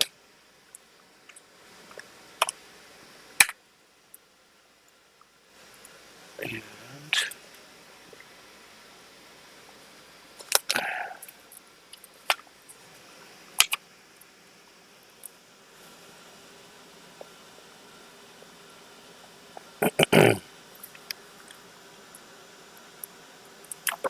Yeah, I've always had an idea of doing a bard that played the lute like a heavy metal instrument, played like 80s rock music. totally. Like the guy from, I have the tiger. more like the guy from Fury Road, blowing fire out of the end of it. And If you played him, you should make him Kenku, and then you can do all of your conversing in butt rock lyrics. yes. Just do like all That'd of be your awesome. talking as butt rock lyrics. Well, in my other group, we have a Kenku bard, and so we joke that he's basically a walking cover band. Nice. So, yeah, in here you have this Minotaur who's sitting there counting coins in a... that's in a coffer in front of him. And then you've got this weird one-eyed creature. I will allow Flem to make a perception check.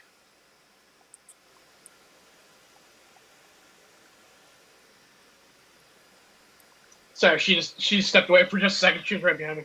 Oh, okay.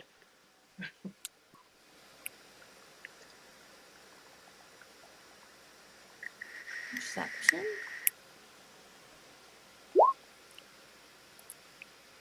Ooh, nice. Say no more fools. I So- can see through everything. So, Flem, you know that the one-eyed creature is a creature known as a Nothic. Nothics are...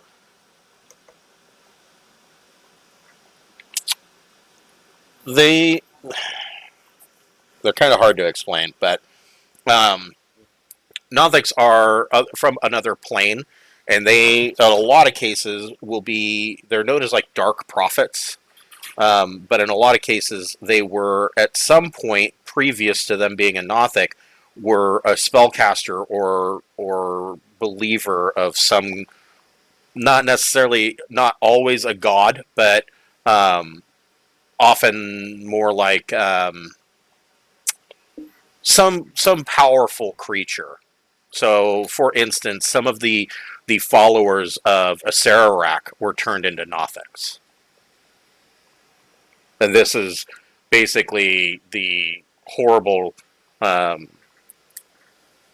fate of people that follow those kinds of individuals.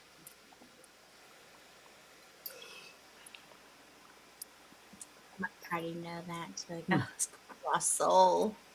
So when you come in, this Minotaur looks up at you, and oh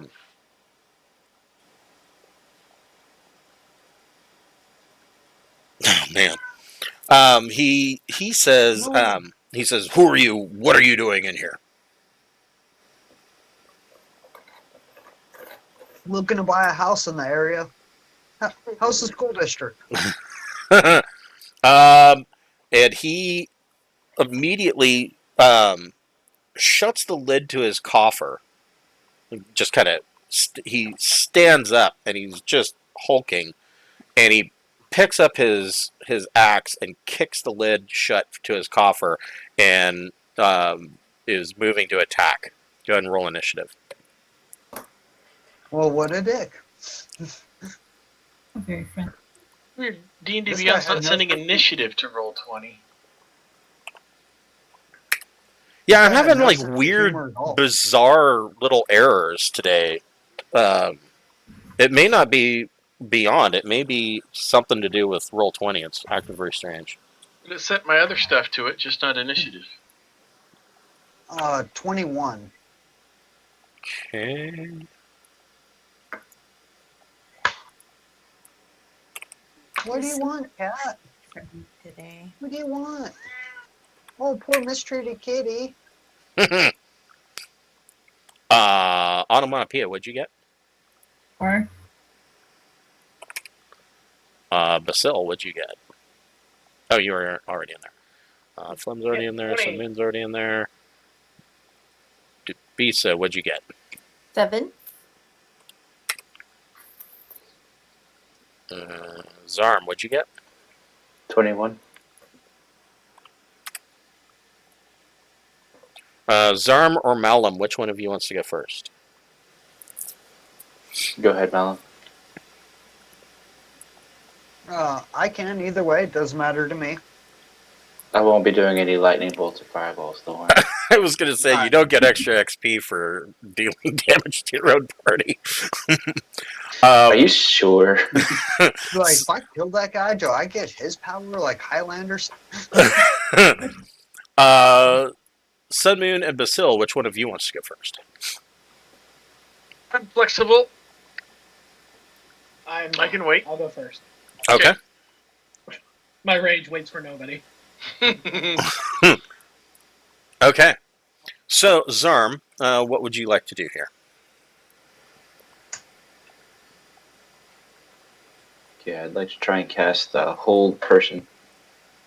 I'm sorry, Dominate Person. I don't know that will work. Let me. It's on, Or humanoid? Humanoid. No, it's a large monstrosity. Okay, so hold monster instead then, if that's all right. Yeah, you can do that. All right, so he gets a save, correct?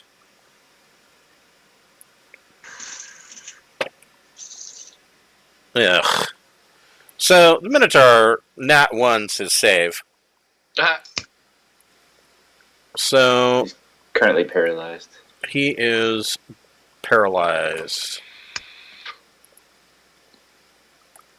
That works. Did you want to move or do anything else? No, I'll hold action Okay. for. Malum, what would you like to do? 1 second.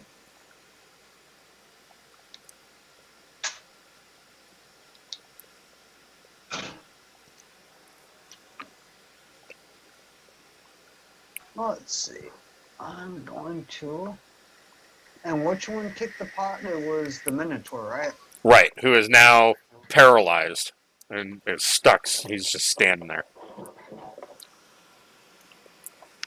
Okay, I'm gonna do a quick attack with the weapon to give him a little bit of poison, hopefully. Okay. Good You get sneak to attack. make that with advantage. Oh, good, because I rolled like crap. Fucking same thing. 13? No. Somehow your wyvern was not able to hit a paralyzed. I saw a We shall squirrel call- run down the stairs over there. It distracted him. Yes. We should all call him Whiffy instead of Wibby. Right? Well, then I will step to here.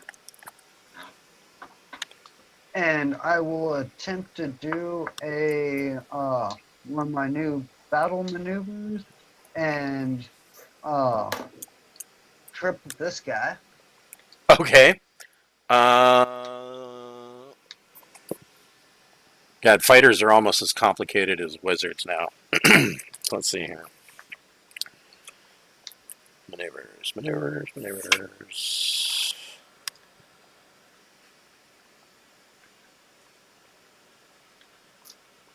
So go ahead and make your attack.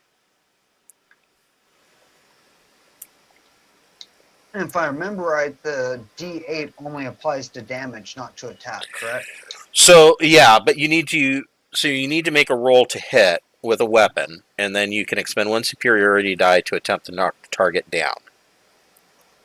21. Yeah, that hits. And so you would then go ahead and roll your damage. And since he's more than 5 feet from the Minotaur, I get my sneak damage. And you get to add your superiority die to the damage. And then he has to make a strength saving throw versus that damage.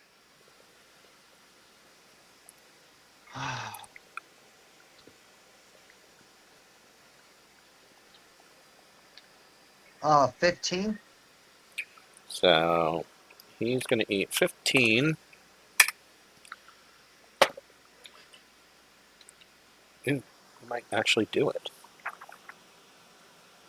Nope, he got a 14. Damn it. So he is now prone. Man, you guys are brutal with the crowd control. Then Your next attack. I will step over to the Minotaur using my fancy footwork, Okay. and I will attack that guy. Okay.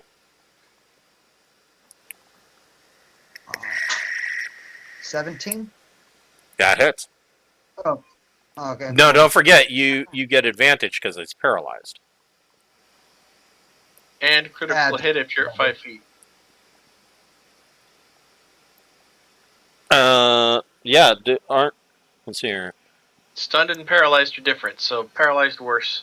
If you're with a reach weapon, you don't get critical hit, but if Yeah, you're at 5 foot melee, they're critical. Any attack that hits the creature is critical hit if the character is within 5 feet. So yeah. Yep. Oh, nice. Well, I hit it, and So roll double your damage dice.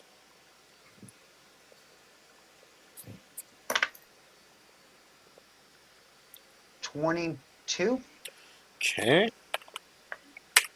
All right. So stabby. And then do you have a third attack? I do have a third attack. Let's see. Yeah, I'll go ahead and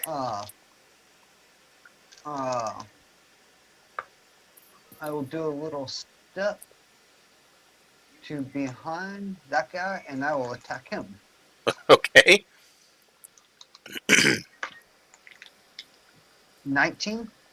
Yes. You also get to make that attack with advantage because he's knocked down.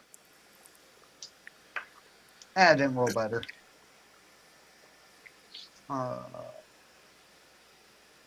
14 damage. Ouch. Okay. You got anything else in you? And I will end my turn there. Okay. Basil, what would you like to do? All right. I totally understand if this is not fair, or if you want to rule differently. But I'm going to step up to this guy, Okay. and I'm going to be giving this guy a good old slap. You're just gonna slap him? No, like I'm gonna hit him with my axe. Okay. Yeah, go for it. I was like, slappity Yep. slappity. Yep, that hits. So it crits, right? Yep. So I guess double this of like the 16, so like 32. Okay. So since I crit, I get another attack, right? Correct. So that is kind of bullshit, isn't it? Wow, I didn't think about that. I see where you're going with this. Yep. The second you said Infinite if I loop. crit, I get to. I'm like, I just turn into like. Is there a limit, like a once per turn on that ability? You just hit a mill deck. You're gonna mill him down to nothing. No, it literally is. If I crit, I get another attack. Right. Except that it only happens once in your turn. But Really? if you kill him, then you get another attack because of your Great Weapon Master. I That's wasn't a better trying to way make to it roll it limited, because- but usually there's a limit built into the language. Yeah. Yeah, no, like when I read it the first time, I was like, I don't think it has a limit. It doesn't specifically say that it has a limit, but everything that I've seen, that everybody who's playing that rule, they're like, it only happens once. And the first time I ran into this, I've got another murder hobo barbarian in my Tomb of Annihilation game, and we ran into that where it's like, oh, well, I critted, and so I get another attack. I critted again. Do I get another attack? Well, it doesn't matter. I killed him, so now I get another attack, and it's like, oh my god. Is this Great Weapon Master? Yeah. Yeah, it's categorized. The extra attack is categorized as a bonus action. Oh yeah. Okay. I don't know if the other feature is categorized as a bonus action as well, though. I think they're both supposed to be bonus actions. All right. Well then, so that's fair. That is totally fair. So I hit him now. So I'm gonna go ahead and I'm gonna go with the barbarian special for the rest. Okay, go for it. So here's my one bonus strike. That hits. 18 to hit Yep. for 26. Jesus. Okay, so and here we go. So you kill this guy outright. You bring your axe in and just gash this Minotaur open, and he, paralyzed, falls to the floor, just kind of topples over, and bleeds out and makes a mess. So with my axe just dipped into his skull there, as he starts to collapse, I'm gonna turn. I'm gonna pull my axe and just swing straight down on this other guy. Okay, go for it. 16 to hit Yes. for another 24 slashing. So the Nothic doesn't have to worry about only having one eye anymore because now you kind of split it into no two. head. Yeah, you split it into two. So in here, good lord. Nice on the hold monster carry. Yeah, that Key to combat wins. yes. How we win the game is by screwing over the DM. The iron coffer, which wasn't locked, he just kicked it shut. You count out that there's 130 silver. Well, let me type it out. There is 130 silver pieces. Okay. 220 gold pieces. Okay. And 10 flawed hematite gems worth 5 gold pieces each. Okay.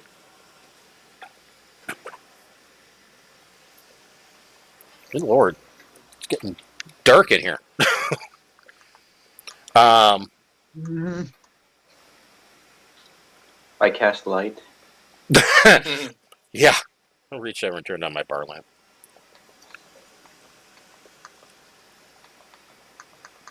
So, out of here, you see to the east, there is a stairwell that goes down, and there is a door leading out of here that continues going east. Yeah.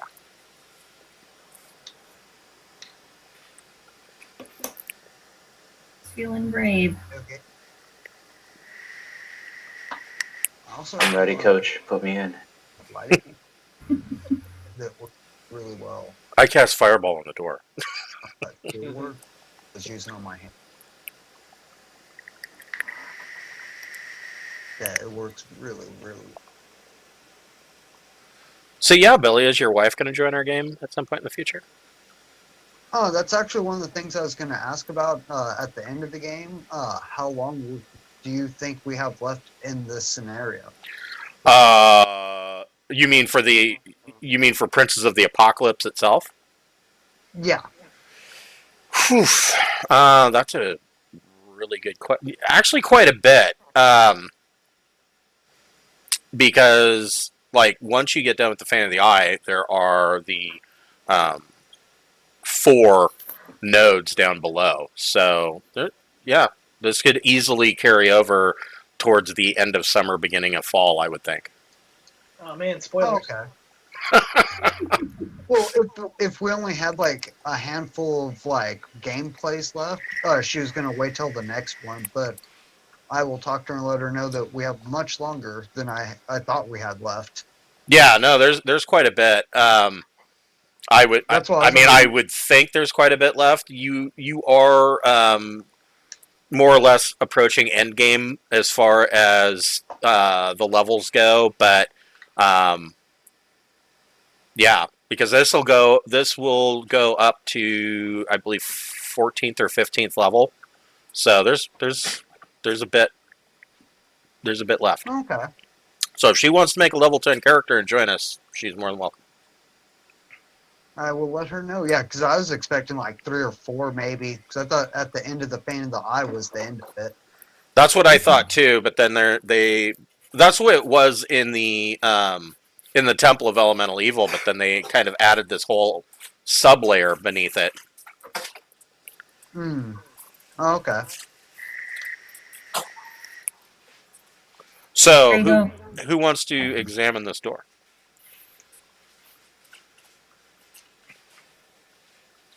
I'll listen to it. Fine. Are any of you brave enough to touch that door? Go ahead and make your perception check. I'll give advantage. Okay. Just trying to imagine what the help action on a listen check. You'll hold one of her ears so that the other one. Pressing the back of their head harder against the wall. You're doing a great job. It's shushing the rest of us. She's trying to listen. Shut up! What does the help action do, though? I mean, It gives you advantage on your Okay. roll.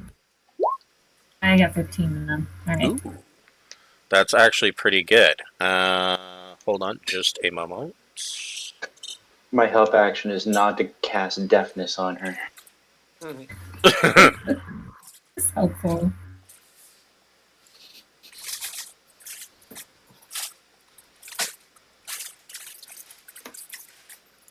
So, let's go. Hold on, I'm just... Oops, I lost my place. Oh, here we go.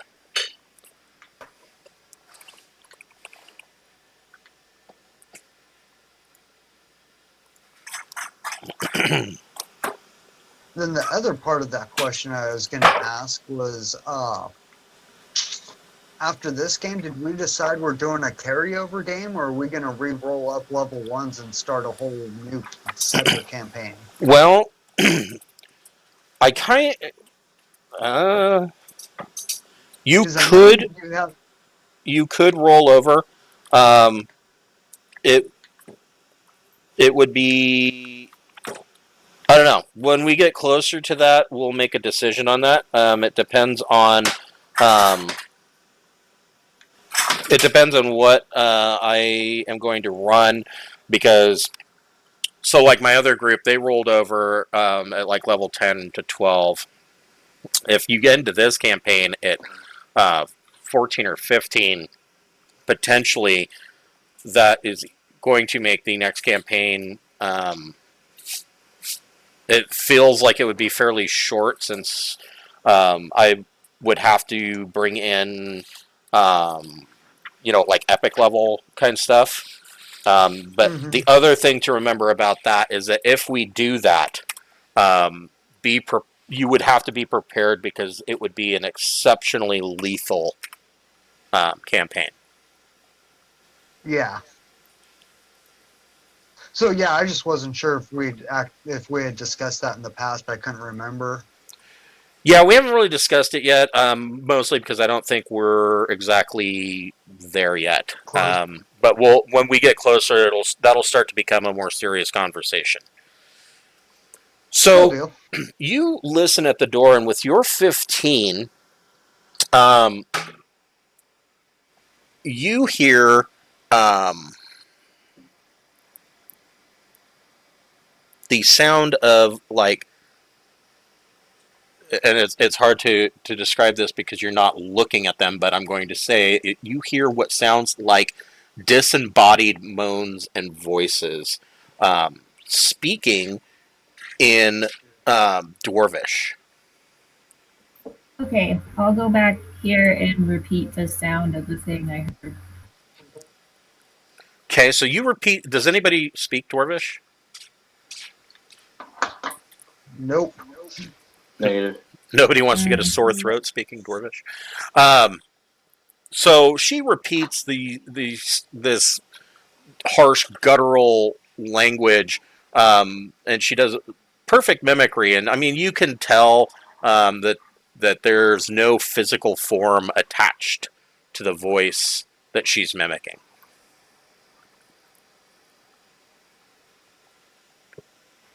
I can cast comprehend languages, so if we want to find out what they're saying, I can cast. If you feel it's important enough to burn a slot, that's up to you. Yeah, it's just a slot. What do we think? Come on, get pumped, you guys. What the heck? So I don't think we need to know No one what else the ghosts are saying. They're just ghosts. We're all taking in the idea of disembodied languages. What are we supposed to do with that? Well, we might find out that we want to go the other direction. I'm almost thinking we need to call a priest and a rabbi. And a rabbit. Yes. And a rabbit, yes. I'm only here because of the spell checker. We could come back later, or whatever you guys want to do. I'm afraid of no ghosts. All right. Don't cross the streams. That would be bad. You can't punchy something that's disembodied, dude. Actually, I can. You can punch disembodied air. Okay. My fists are magical weapons. Ooh, Show okay. a hand. Okay. Show a hand of who wants to throw Sun Moon in first. Looks dangerous. You go first. Get her. All right, I will cast comprehend languages and go listen. Okay, so you cast comprehend languages, and in what appears to be like a very broken Dwarvish, a lot of slang terms, you were just like an unintelligible stream of insanity. Like nothing that they're saying makes any real sense. Like it hops around to talking about filling up an ore cart and well, I can't eat that rock. That rock tastes bad. Oh, I'm gonna lick the ore cart, and just all manner of craziness. I'll look back at the party and say, "Yeah, Sun Moon's going." There's crazy people, and I'm not gonna deal with that. Okay, I'll get ready for them to open the door. So Speak and I can charge in. Okay. Can you fit? You can punch through the wall if I need to. Yeah. I didn't know if you could fit down the stairwell. That's all. Yeah, the bullet would just fit. First? So you're gonna open the door? I'll check the door for any kind of traps or anything first. No, there's no traps. I've heard that Do you before. There's Right. I've been fooled before. Do you want the door stealthed opened, or are you just gonna walk in? I'll just go in. Yeah, there's a bullet. Okay. It's not really gonna be stealthy. Well, I mean, if the bullet didn't go first, we could do like see if there's a body count to have to worry about. Let's just go in there. I'm dying to see what's around here. You want to? Leroy. Okay, then you go first. Okay, Yeah. get in there for once. Dead things, send in the cleric. um, Well, if someone's got a wand of healing, it'll be fine. I'm just kidding. a natural Kidding. passage enters this I rubble-strewn have chamber. band-aids, yes. A natural passage enters this rubble-strewn chamber from the south, petering out to the north. Stone doors lead to the east and west and south. Rusting iron rails are anchored to the floor, and a pair of ancient ore carts still rests on the rails. The dust on the floor is thick, and the air is stale. And you open the door, and you see these 4 specters all turn and look at the door. Everybody roll initiative.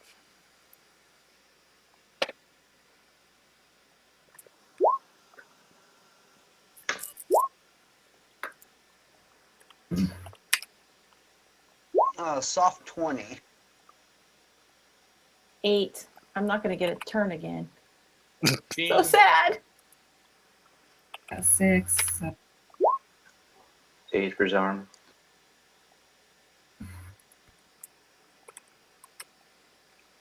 Wow, did you trip over your dice that time?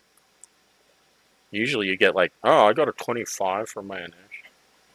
The bullet stepped on my foot as he was walking down the steps. Yeah, right. Let's see here. Dubisa, you got an 8? I did. And let's see. Basil got a 16. Yep. And Flem got a 12. What about, oh, an onomatopoeia, you got a 6? Yeah. Okay.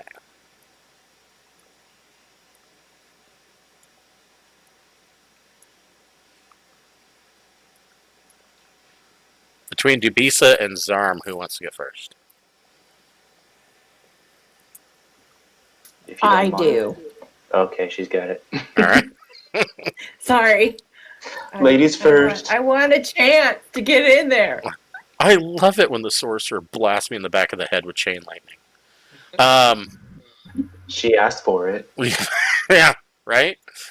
Okay, Malum, what would you like to do here? Malum's not fond of ghosts, so. So here is the problem. This narrow stairwell right now, in front of this door is taken up with bullet butt.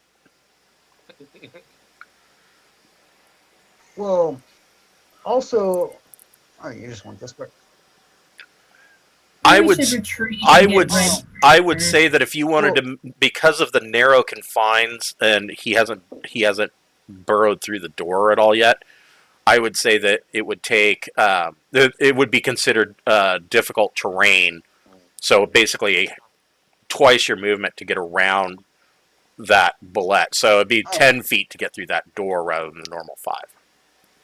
Well, what I was going to get to was I'm not really fond of the ghost, so I'm just going to kind of sit back here and wait to see if I hear any like blood-curdling, gaggling screams come out when everybody rushes in there, and debate on whether or not I want to go mess with some ghosts. Yeah. Basically, I have in my head, when you guys opened the door, these 4 specters turned and looked at you. And have you seen the episode of Rick and Morty where with Patton Oswalt, where he touches Patton Oswalt on the shoulder and he's like, ah, and they all pointing at him? That's basically what happened when you opened the door. So you're basically what you're saying is you're going to ready your action until you hear blood-curdling screams. Is that? And decide whether or not I'm running the other way. Okay. I'm out. Okay. Sun Moon, what would you like to do?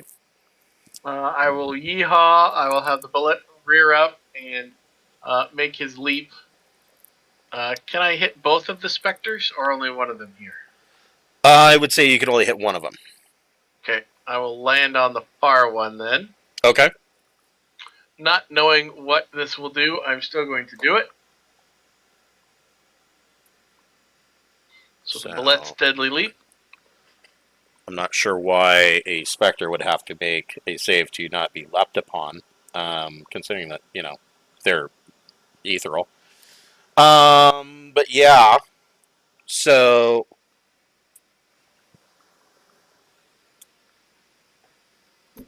16 on their save. So So they they saved. take half, and they're prone or pushed if he's subject to force movement. So, I don't know what their immunities or any of that. I'm just charging in. So out of the total of 11 points, they're going to take 6 because of their incorporeal nature. Mm. And let's say he gets moved. Well, no, we'll say he gets moved over here. Yeah, like so. Okay, And then I will win Vane. I don't have any notifications. I'm sorry. Alexis started talking to me for some strange reason. I didn't ask her anything. No. I'm like, who's talking? What's going on? So you're going to win Vane, and It's a +3 weapon. I don't know if a 14 hits. 14 does hit, and it's magical. So you stab this guy with Wind Vane, and he goes, "Whoa!" and just vaporizes into nothingness. Okay, then I will dismount.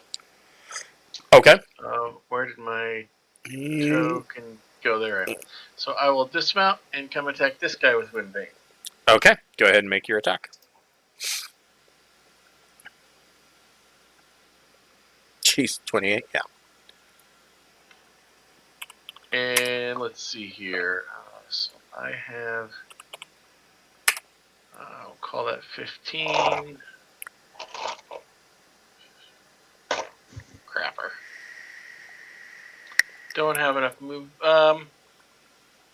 Yeah, you would. Because, let's see. There's 5, 10, 15. So again, dismounting cost me 22 and a half moves. So I have 22 and a half. Yeah, that's true. That's true. But if you I'll wanted to use move, my key point. if you have 15 feet left, you could definitely get the guy in the corner. Okay, I'll do that. And so that's my 2 Wind Vanes. Then I'll key point double flurry. Let's spend that point. And we'll go like this. And realize my hands are treated as magic items for such Correct. resistance. If they have other resistances, it's different. But for magic resist, Right. they count. So he takes another 6. And my second of the flurry. That's a hit for another 6.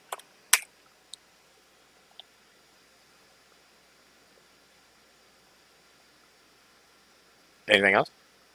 No, is the second Spectre dead too? No. Ah, okay. So I've hit 3 of them. Yes. Okay. Yeah, killed holler one. out, 3 Caspers left. Come on in, guys. Basil, what would you like to do? Oops, I was muted. Those are some perfect words for me. I love hearing those words. I don't know how far I can move. I'm just gonna step in here, and I'm gonna give this good old boy the barbarian special. Okay, 19 to hit. that hits.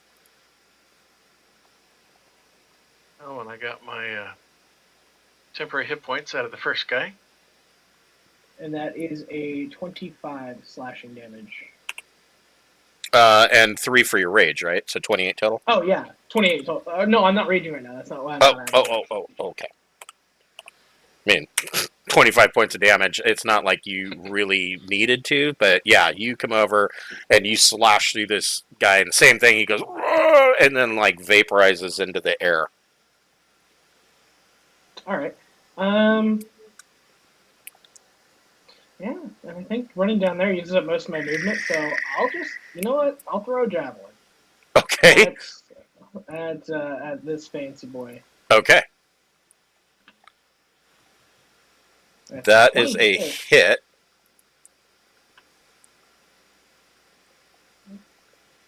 There we go, 4 piercing. And he Because it's takes... also a non-magical weapon. So. Yeah, so he takes 2.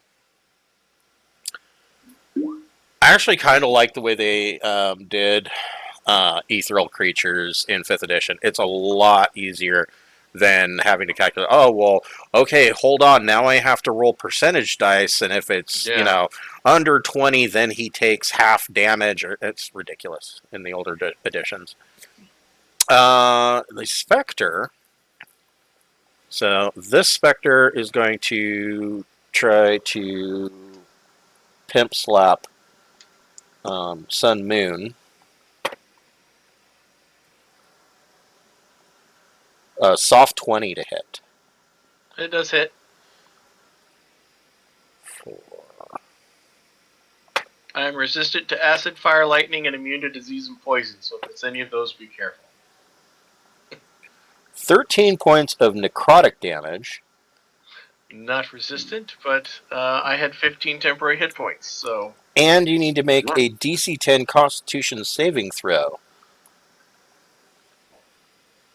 Is it versus being frightened? No. Okay. Is it disease or poison? No. Okay. I got a 21. Okay. No, that saving throw is, if you fail that save, your hit point maximum is reduced by the same amount. Okay, I just don't know. I don't know what specters do or don't do. So.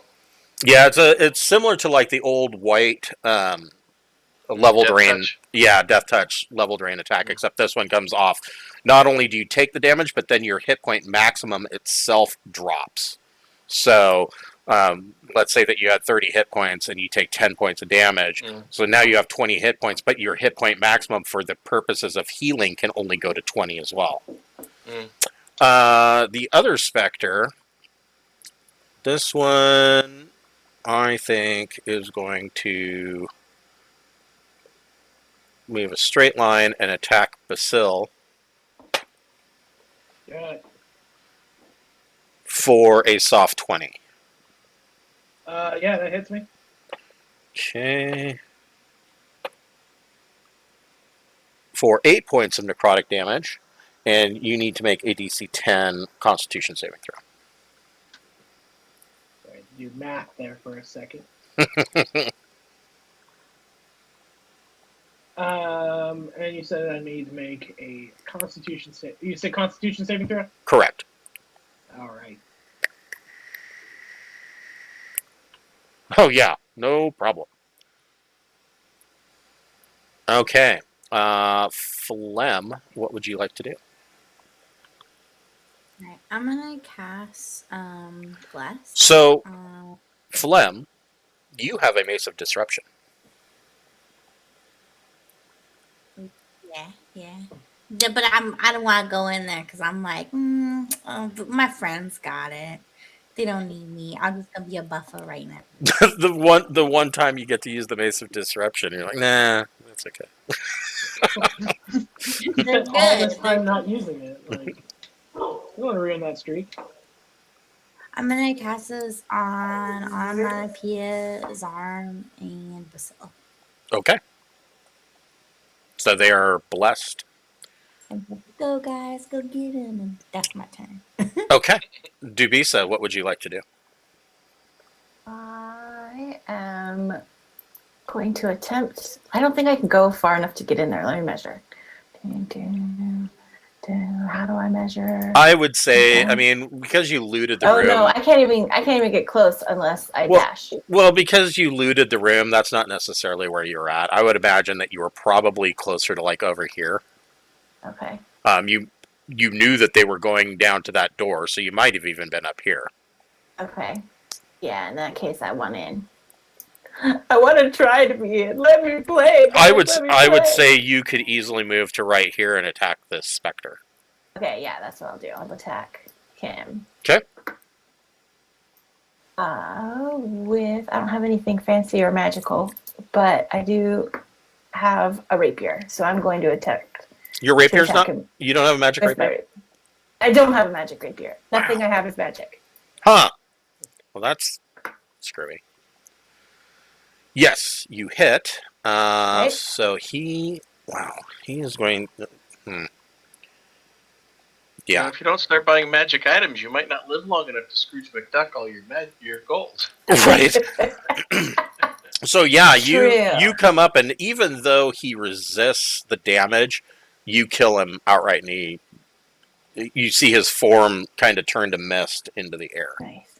I was actually gonna ask if like Zarm were to cast gaseous form on me, if it could be like gaseous to gaseous fight, and therefore like not sure how that would work. I don't. Yeah. Well, and then here's the other question. I might reform with Spectre, like mixed into me, but I thought that'd be cool. Well, and then here's the other question: isn't there a spell like ethereal form or something like that? So, like, if or like that ancient one hit, and your spirit comes out, and then goes and if you get, let's say Zarm casts something like astral projection on you, and you went onto the astral plane, the specters would no longer be ethereal. Oh, that's cool. So yeah, that's a long way to go to make. I need a magic weapon. Right. Yeah. No, I'm just saying. I mean, cool. it's one of those weird things. You know, you want to put high weirdness on top of high weirdness. There you go. Yeah. Zarm. That's good enough. What would Zarm like to do? I'll come in and throw a firebolt. Okay. The one that's left.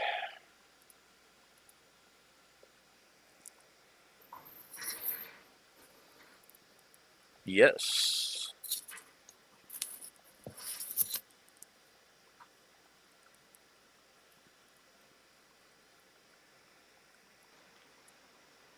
Oh yeah. Whew. So it's the damage on top. Right. 27. So yeah, you vaporize this one. His gaseous form kind of turns to fire as it bursts away. Nice. In here,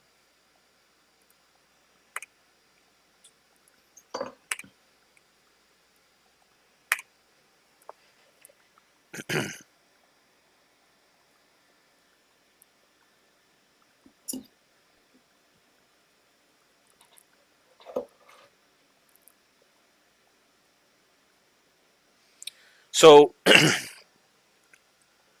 you guys, as soon as Zarm blasts the last specter, you see rising up out of the floor the spectral form of an ancient dwarf warrior wearing golden plate mail. And he gives a slight smile of gratitude and silently points to a heap of rubble at the end of the northern tunnel, like up here. I like heaps. And then he sinks back into the floor.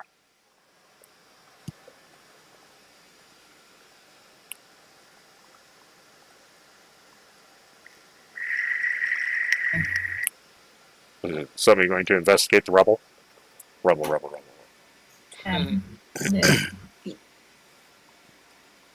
While they investigate the rubble, I'm going to do a listen check at this door. Okay, go ahead and make your perception check. And who's going to search the rubble? I did. I got a 50. Okay. I also rolled a 15 for my listen. Okay, I will get to that in just a moment. Always secure the perimeter before searching for loot. That's no fun. Loot first. Surprise second. So, Onomatopoeia, you dig through the rubble and you pull out a warhammer. Oh, I can use that. No. You could. I don't. That doesn't seem wise. I don't. Well, the warhammer's the small one, isn't it? Uh, the big one. Yeah, no, it's a small one. Yeah, I thought it was. I mean, it's warhammers are typically. I mean, that's almost ubiquitous with a cleric, as it Oh, is. I thought it was huge. No, it's not a maul. It's a one-handed warhammer. Two hands. Versatile. You can use it two-handed if you'd like. Warhammers do 1d8 bludgeoning damage.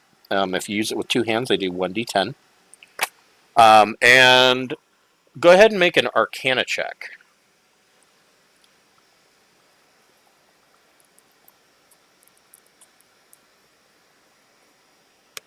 17.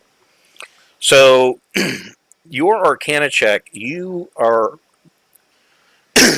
holding this warhammer, and it is the head of it is carved with dwarven runes, and it is a heavy iron head, but there's then also what appears to be bands of mithril that are forged into this head as well. And you can tell that this is a fairly powerful magical warhammer. It would require attunement. You're also aware that it is a very, very rare item. I do have the Should probably comprehend have that. languages, so can I understand rune? Yeah, the comprehend languages should still be going. Says, I've got 1 hour. It says takes about 1 minute to read 1 page of text. Yeah, so you are able to determine that these runes spell out the name Hendril Foebreaker.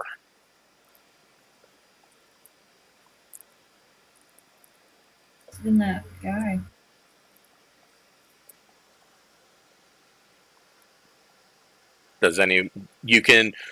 So one of two ways you can figure out what this hammer does. You can attune to it. And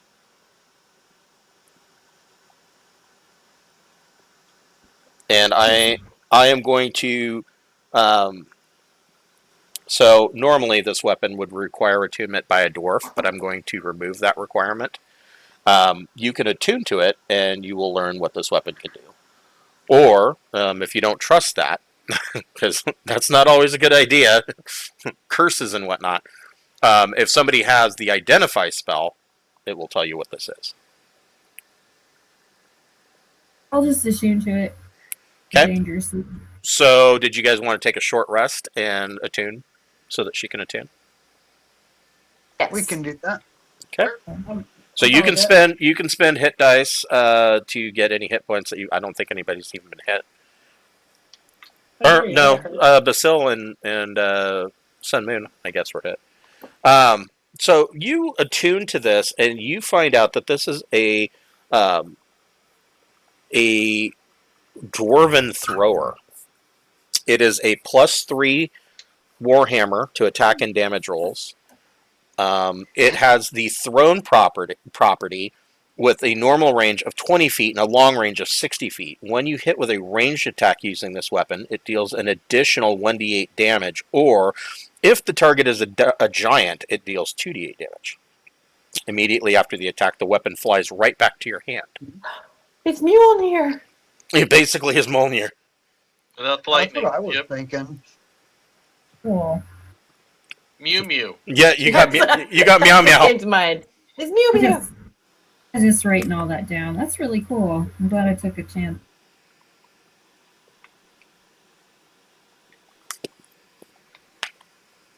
Meow Meow the Warhammer. Mm-hmm. And at least it didn't make you a chaotic neutral. Or true neutral. Yeah, that is true. Yeah, it didn't mess with your personality at all. I was unreliable to begin with, so it really did do much. I was kind of half expecting her to put it on and be like, I'm now super evil. I had no idea. I just figured it'd be interesting, whatever happens. We found the one in this dungeon. So you, Malum, you listen at this door, and you don't hear anything on the other side. 4. Oh, what did I find? You didn't hear anything coming from the other side of the door. Hmm. That's You what's want- so disturbing. You hear the gaping maw of death. Yes. Yeah, I got that for you. What happens when I look outside the ship? You lose your mind. If possible, I'll do a sneak peek. Okay. So, 14. okay.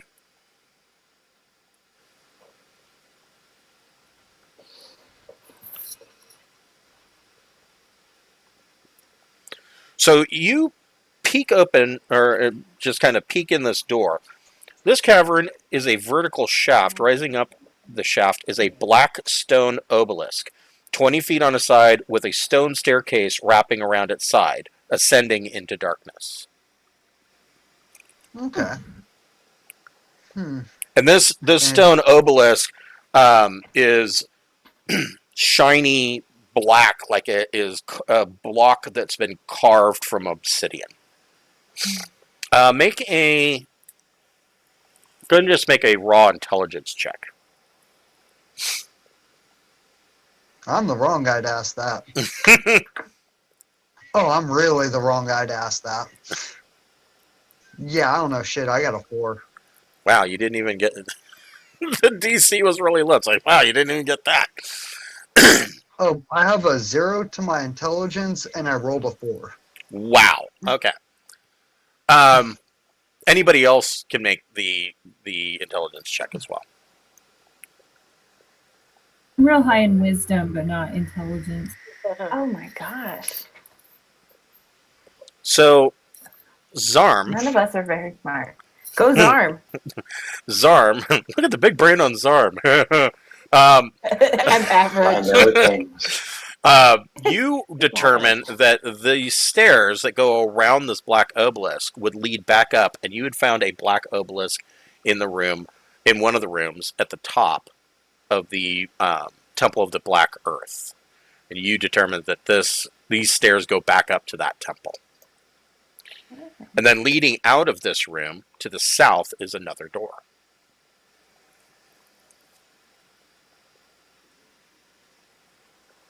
Time to go listen. Of the I room guess. with the obelisk. Down there. I want to explore a door too.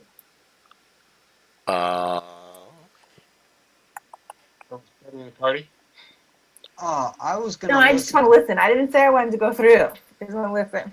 I'll So, also do a listen check at the other door. okay. Why not? And you don't hear anything on the other side of that door either. Zarm and Onomatopoeia down here to the south, you don't hear anything on the other side of the door. Well, I don't want to split the party, or we go in else on I'm just the. gonna- I don't want to go in, but I'll take a quick peek into that one room. I'll do a stealth peek. Okay. So you do a stealth peek, and it is 26 on that. a 15-foot long, 5-foot wide hallway that goes to another door. Okay. Well, then I will shut that door for now. Okay. I kind of like our perimeter to the middle first. Perimeter. So, I was looking through my player's manual, and I guess on level 6, I got a is it channel divinity, a new ability where I can make myself vanish for like a minute. I didn't know that till today. You can make yourself what? Vanish for like a minute.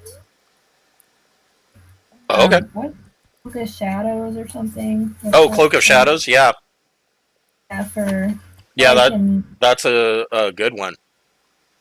I could potentially explore a bunch of, not a bunch, but a few places and open doors and stuff. Yeah, Cloak of Shadows. And again, you're the only trickster cleric I've ever come across, but Cloak of Shadows is actually pretty cool. There's actually magic items that will do something similar to that.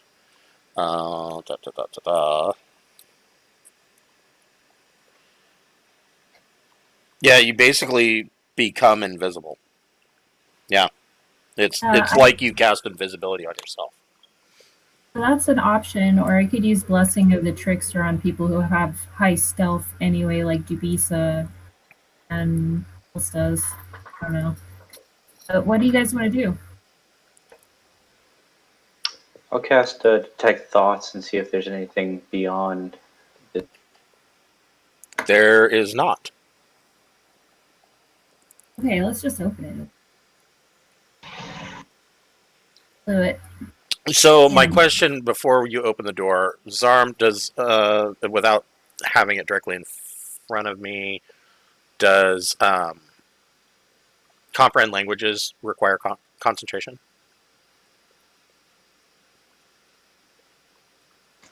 No, it does not. Okay. So you open the door, and there's another door that leads to the west out of here. A stone sarcophagus rests on a dais in the southern half of this room. A worn frieze circles the monument about 4 feet above the ground, but it has been badly damaged, and it is difficult to make out what the carvings represent. On this sarcophagus, you see dwarven runes etched, and they are telling the tale of an ancient hero of Tiar Basil who fought a great battle against monsters invading from the Underdark. And you do some close inspection on this, and you see that the name Hendril Foebreaker is inscribed in Dethic script on the lid of the sarcophagus, followed by the dwarvish phrase, "Bow your head and remember valor."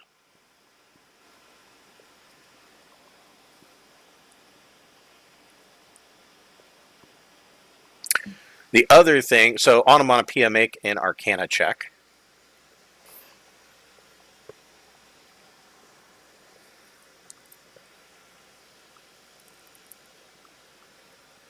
Oh, 5? That's not good.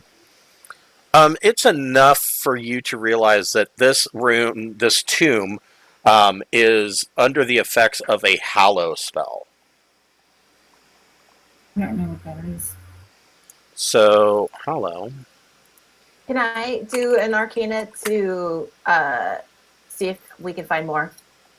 Sure. Just because I'm +6. So maybe. So the the hallow spell, the area can have a radius of 60 feet. Celestials, elementals, fae, fiends, and undead cannot enter this area. Nor can such creatures charm, frighten, or possess a creature within it.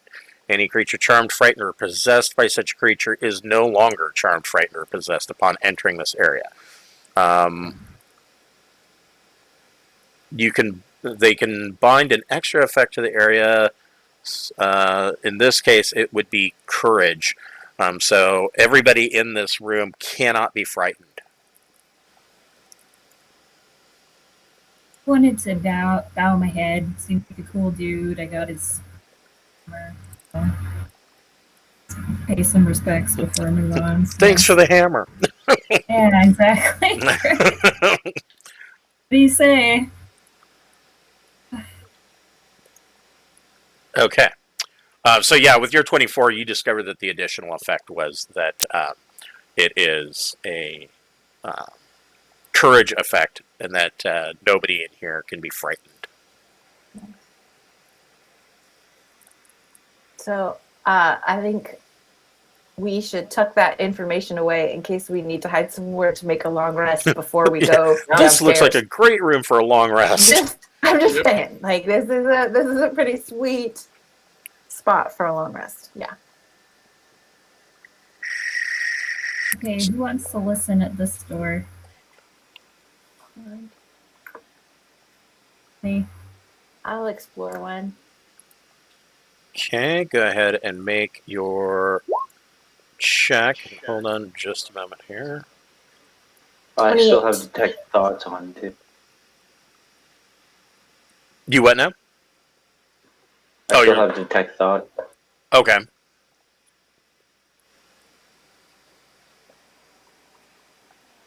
Hold on just a minute.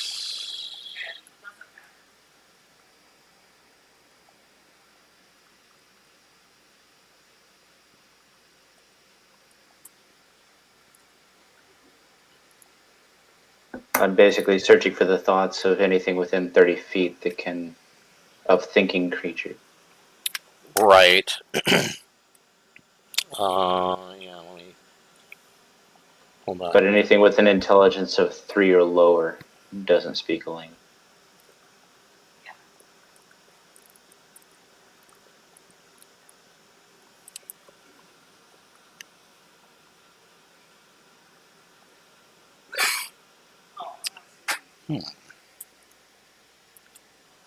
Maybe. Let me see.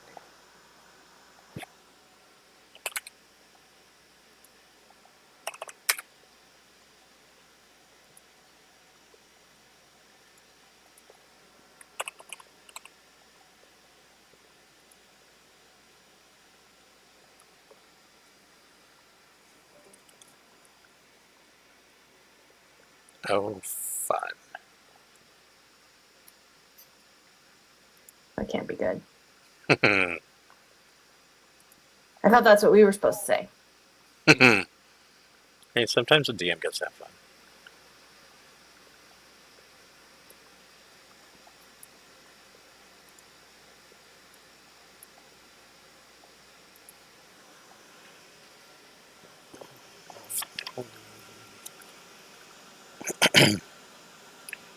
So it's within 30 feet, right? Correct.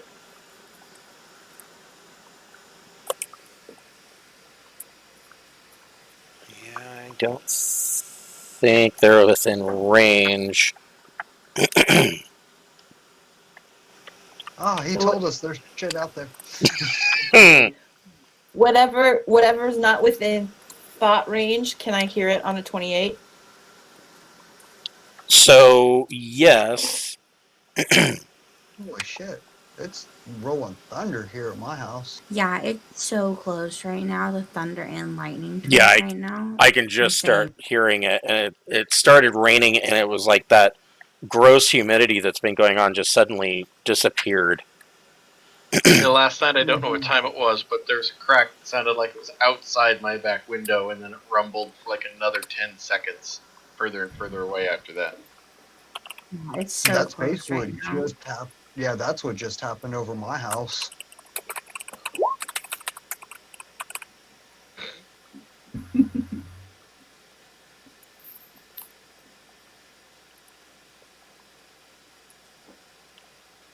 So, with your.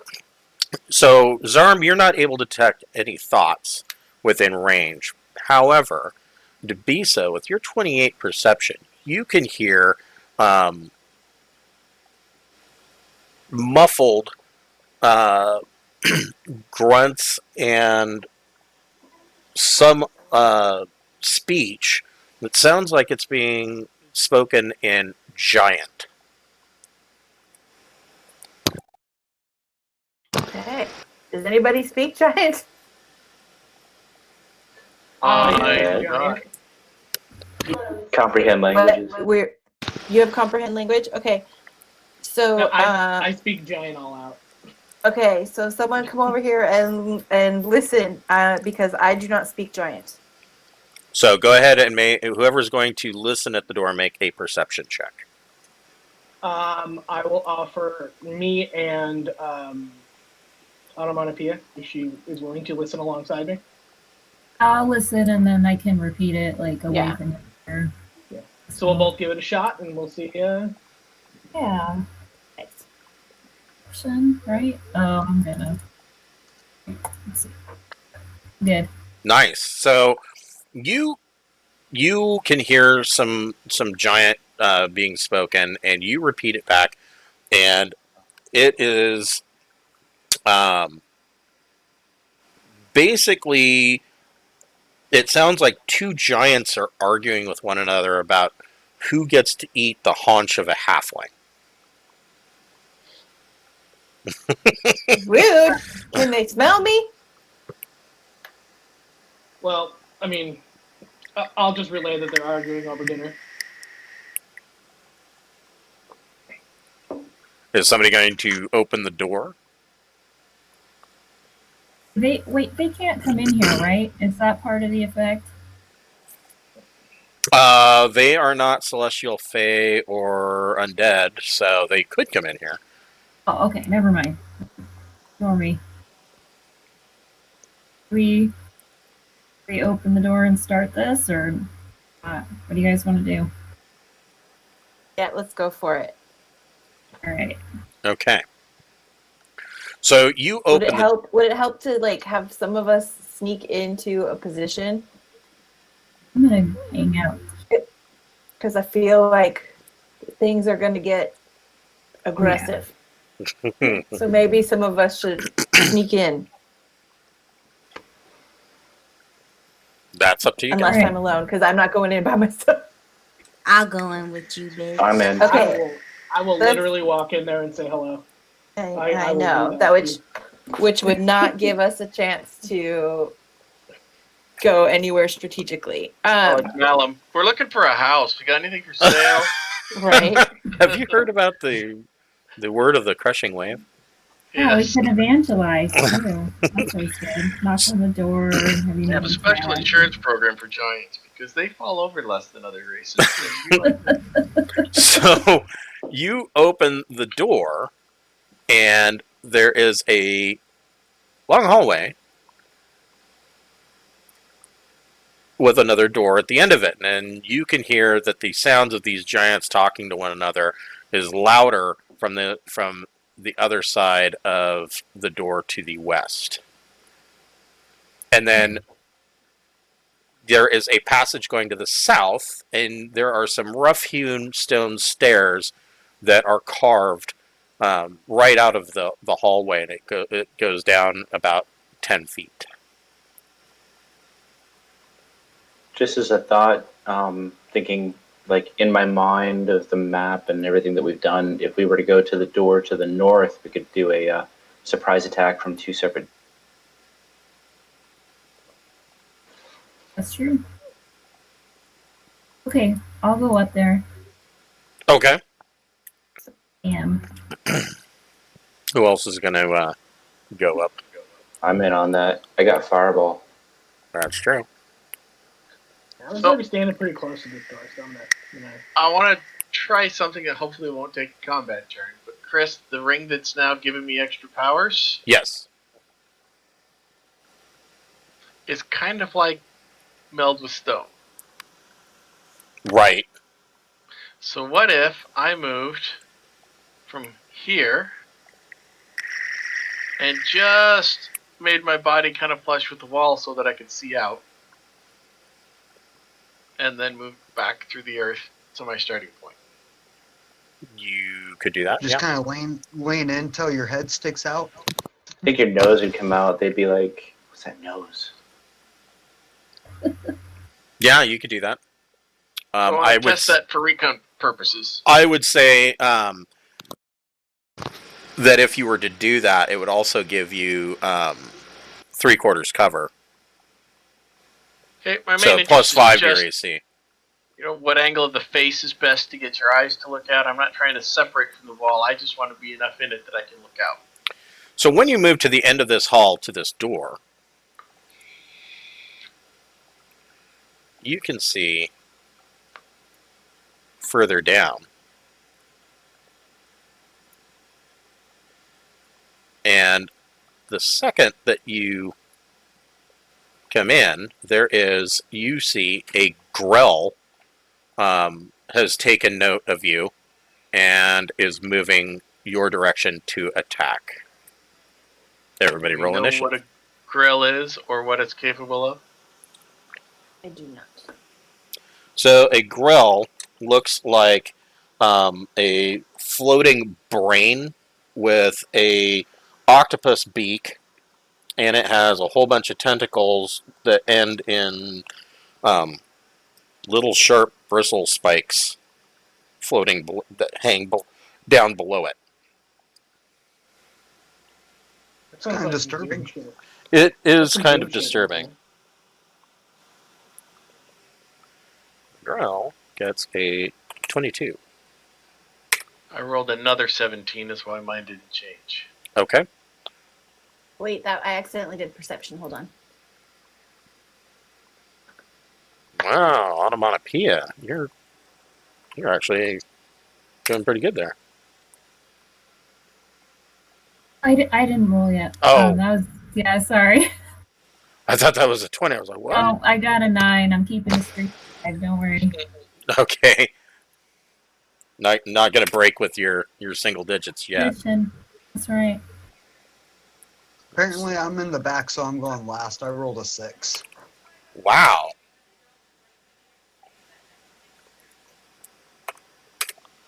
Okay.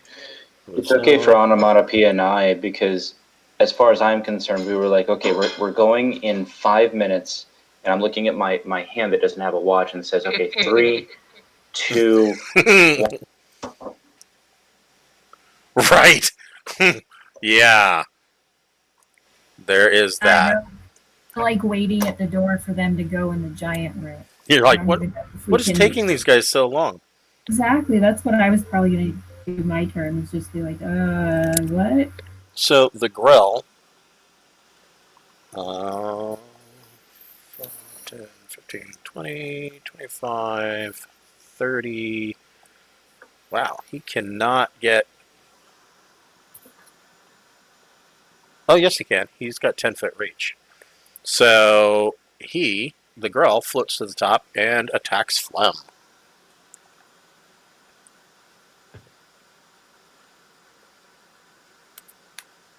So he would normally get 2 attacks with his tentacles and 1 with his beak, but he's only within 10 feet, so he's going to just make the 2 tentacle attacks and miss with a 6 and a nat 20. Ha, my AC is 21 with this new shield. Yeah, but he's got a nat 20, so Still hits. yeah, he hits you with a What? critical. Oh god. That's 1 hit. We have casters. You'll be fine. For Unless 12, girl eats your brain. 12 points we of have a free piercing list. damage. And you need to make a DC 15 strength check as a reaction to avoid being grappled. Is that the strength save? That's the one I do, right? It's just a strength check, so you can add Oh. athletics to it if you have athletics. Do not. You are grappled. We'll say a net. So grapple means that your speed becomes 0, and you cannot benefit from any bonus that you would get from speed. The condition ends if the grappler is incapacitated. The condition also ends if an effect removes the grappled creature from the reach of the grapple or grappling effects, such as when a creature is hurled away by a Thunderwave spell. So he has one of his tentacles wrapped around you, and you are stuck. Sun Moon, what would you like to do? In theory, what would happen if I closed off the hallway between the Grell and Flem? That would break the grapple. So let's say I did that with a spell. Okay, Will Flem still be where Flem is, and the Grell will still be there where the Grell is? correct. But Flem would Okay. no longer be grappled. The important part is that Flem's not taken to the Grell side of whatever I create. No. Okay, I will cast Stone Shape and do exactly what I just drew. Okay. So she is no longer grappled, and you cast Stone Shape, and it basically just goes shunk and cuts off this tentacle. And the Grell is now trapped on the other side of this wall. And I hinge it with a latch, but on our side, not the Grell side. Okay. And that's some charges from the ring, and so I will make note of that. Okay. So you now have this door to the west. I just go, let's deal with that later. Yeah. Enough of him. Just shook of what happened. I'm like, what? So then I'll see who else is ready to open the door and be ready for whoever's turn is next. Okay. Dubisa, it is your turn. Did you want to run up and open the door? Sure. Don't Okay. open the door I just created. Open Yeah, door not the that's new already door. there. Yeah, not the one to the known Oh. creature. Yeah, not Okay, the south so- door that's brand new. Scamper, Very- scamper, scamper, dodging legs, scampering, scampering. Okay. Yeah. So Okay. I I'd would like to have open the door. I would have had to move just enough to get there. Yep. So so this door that you created, this area down here, a forest of weird fungal growth infests this large cavern. Giant toadstools and puffballs stand in and among shallow pools of water or atop ledges along the walls. Those walls are covered with huge growths of shelf fungi. Water drips constantly from above. So you open this. That's area 9. Correct. So you open this door.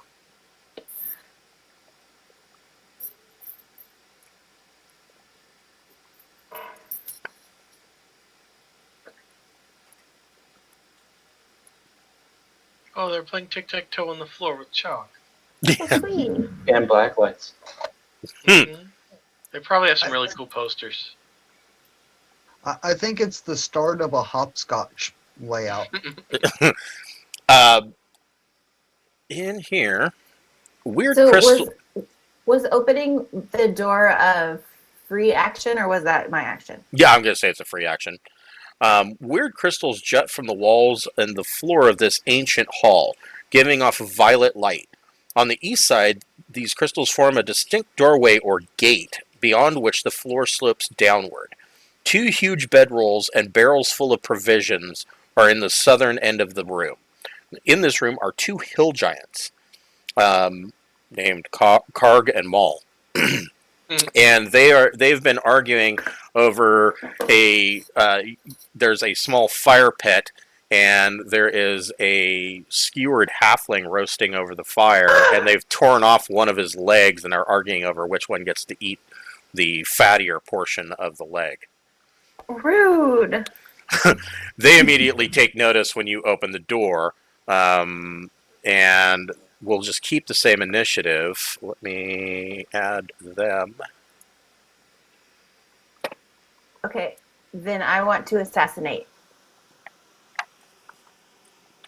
Hold on here. Let me see where they Okay. fall. We'll go get vape batteries real quick. I'll be right back. At a 14.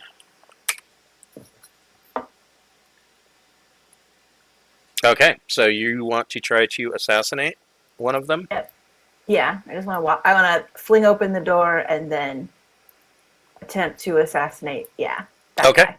Go Straight ahead ahead. and make your attack. So I don't know if the Beyond 20 will add the crit. Probably So I'm just- not. So I'm going to make it as an attack, but it should auto Yeah, crit. you would auto crit and get to roll your damage dice twice, as well as your sneak attack damage is twice. All damage that you do is going to be rolled twice. Cool. Okay. That's if I make it. That hits. Nice. Okay. So then that's another, that's 27. And then should I just crossbow again? So it'll bring up piercing and Yeah, go ahead and do it sneak again. again. Okay. Whoops. So that's 26. 43. Whew. So yeah, you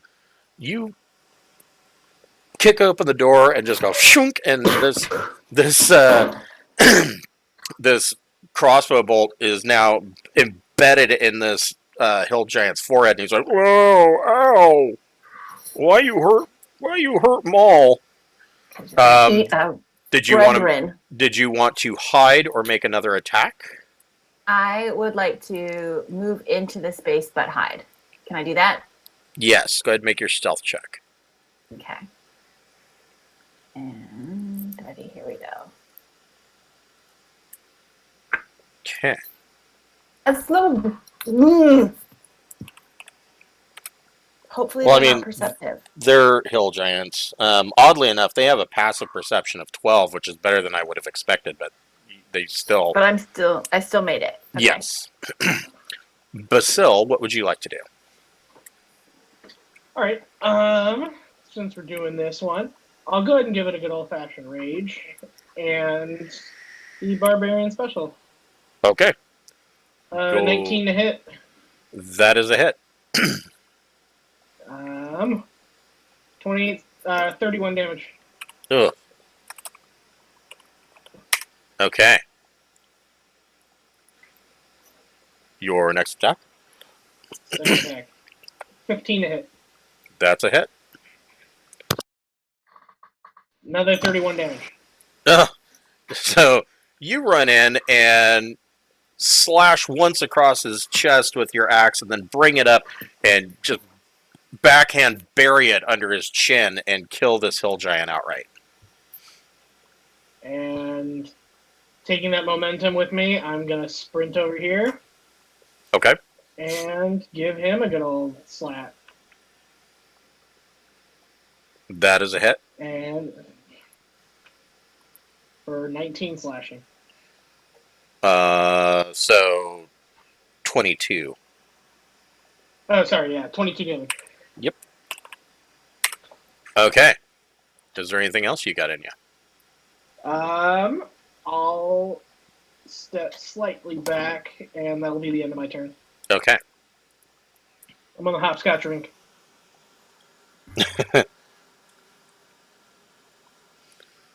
So the giant has a great club with a 10-foot reach, and he is going to make 2 attacks on Basil.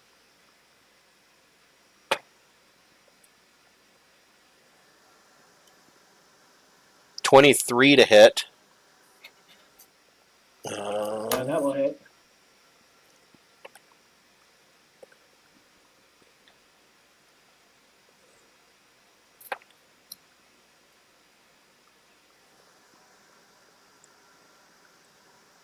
For 21 points of bludgeoning damage. Since And- I'm raging, I'll go ahead and half that to 10. His second attack is a 15, so I'm sure he misses you. No, that meets beats. Oh, it does hit? Okay. Yeah. Okay, so... If it makes it easier for you, my blue ring is my AC.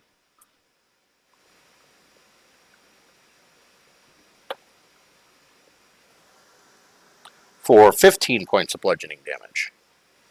I will half that down to 12. Okay. Phlegm, what would you like to do? I'm gonna move over here first. This hill giant's beating up on your paramour. I'll be like, how dare you hurt halflings, disgusting filth. And then I'm gonna cast Sacred Flame on this hill giant. You're going to cast what? Sacred Flame. Okay, so he gets a dex save. Nope, he only got a 12, so he's going to take 14 points of radiant. Yeah, this column of radiant fire just drops down on him, and he's like, "Ah!" Kind of in a Toxic Avenger kind of way. Sloth. Yes. Skunk. Snickers. Is there anything else Make you it would like to hurt. do? Make him hurt. Yes. Like it. But what if they're amazing cooks? It's not- Yeah, I mean, They're still I don't know. I've never had halflings, so I can't say that cooking it's my bad. cuz. Rude. Zarm. Just simple words. Zarm, what would you like to do? You can hear on the other. You can hear the sounds of battle coming from the other side of the door now. I brush past Onomatopoeia and say, "Excuse me," and I open the door. And And what's your plan? okay, I'm gonna cast Firebolt, but I'm gonna do it as a quick spell, which Okay. gives it as a bonus action. Right.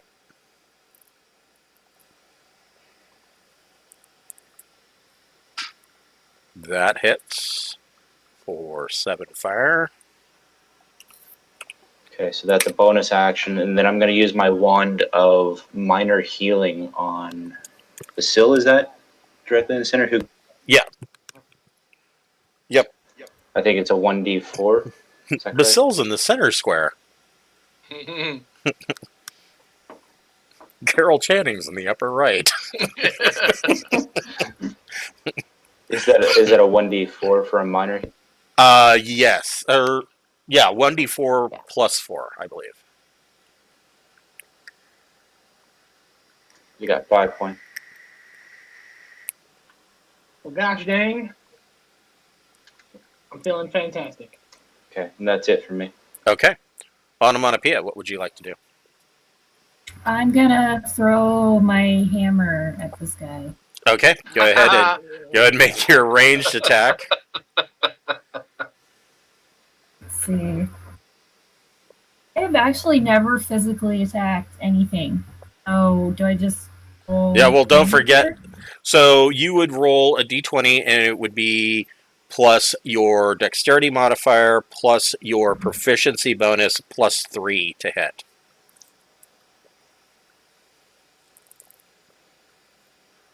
So at level 10, proficiency is plus 4. Yeah, and then Yeah. I have 2 dexterity, and then plus 3. Oh yeah, Yep. because of the plus 3 makes. Oh man. Hammer. Yep, that hits. And so the damage, because he's a giant, so you do 1d8 for the hammer, you do an additional 2d8 because he's a giant, plus 3. So it's 3d8 Plus a plus. die 8 because she threw it. That's the 2d8 because he's a giant. So normally it does an additional 1d8, but he's a giant, so it does an additional 2d8. So it's 3d8 plus 3.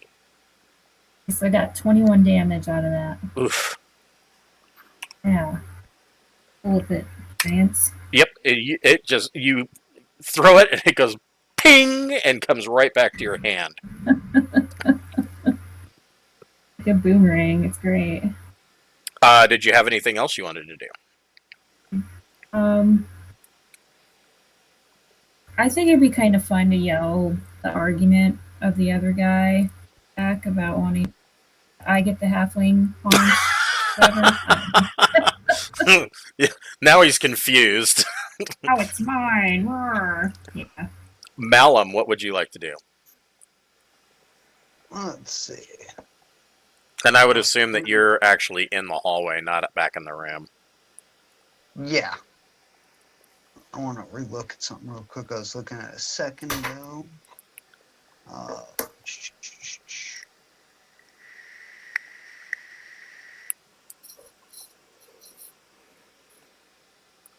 Okay, cool. All right.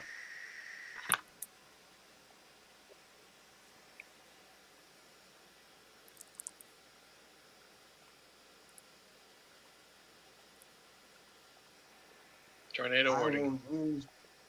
I will use my dash as a bonus to get there. Okay. Did you say tornado warning? Portland curfew in effect, 8 p.m. To 6 citywide. a.m. Yeah. That might be tornado, it might be riots. I'm not sure. Maybe both. I mean, It's gotta be riots. Yeah.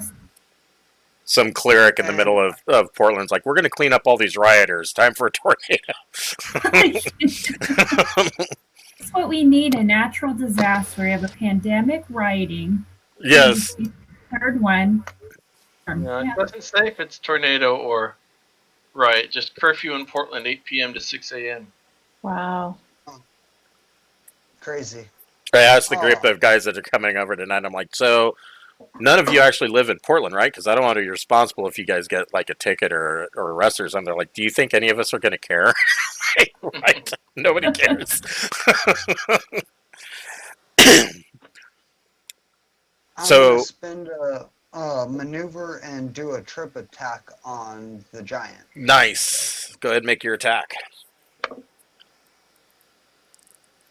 I'm gonna assume 24 hits. Yes. Nice. And since he is by himself, he gets sneak damage. A shit ton of damage. 11, 14, 19. Okay. So he takes 19 points, and he has to make a dex save. Ooh, he gets a nat 20 on his dex save. So you do not trip him. I will go ahead and spend one more. Or no, I can only do that once per round. Then I will do my second attack. Okay. 16? 16 hits. Nice. You can only do the trip attack once per round. I thought it worked like a monk where you could spend the points, and as long as you have maneuver dice, I think you can do it again if you want. Yeah, let's go ahead and do it. Okay. So how much damage did you? 10, 14. It says the alerts in response to riots. Huh. And that time he only gets a 7 on his save, and he falls to the ground with a thunderous crash and is now prone. And then I will take my regular movement and just do a little 5-foot step back. Okay. The grill is stuck behind a rock door. Sun Moon, what would you like to do? You get advantage on your attack against the giant because he is prone. I yell through the door at the Grell that his father smells of elderberries and his mother of a hamster. And then let's see. Can I fart in his general direction as a free action? Yeah. Always a free action. I want that to be like interact with environment. Yep, I'll run up there and wind vane him Okay. with advantage. No good there. Double 18s. But that still hits. And you stab him, and he dies, gurgling and crackling from electricity. And I get 15 temporary points. Perfect. Finish it up. Walk in. Boom. Okay.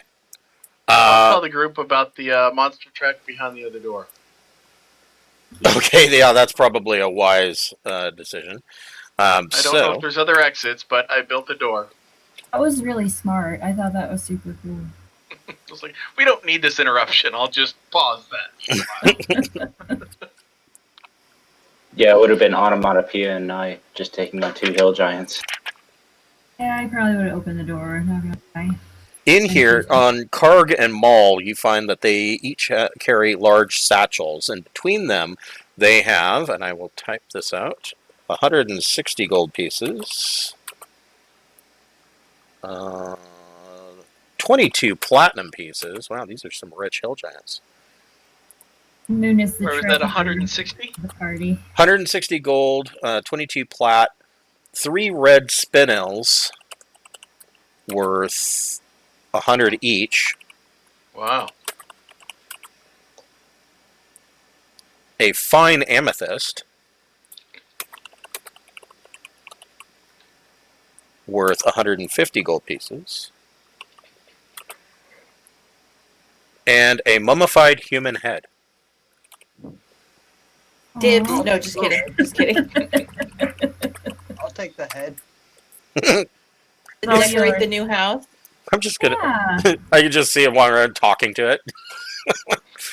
I'd like to inspect the purple I'm wall. gonna turn it.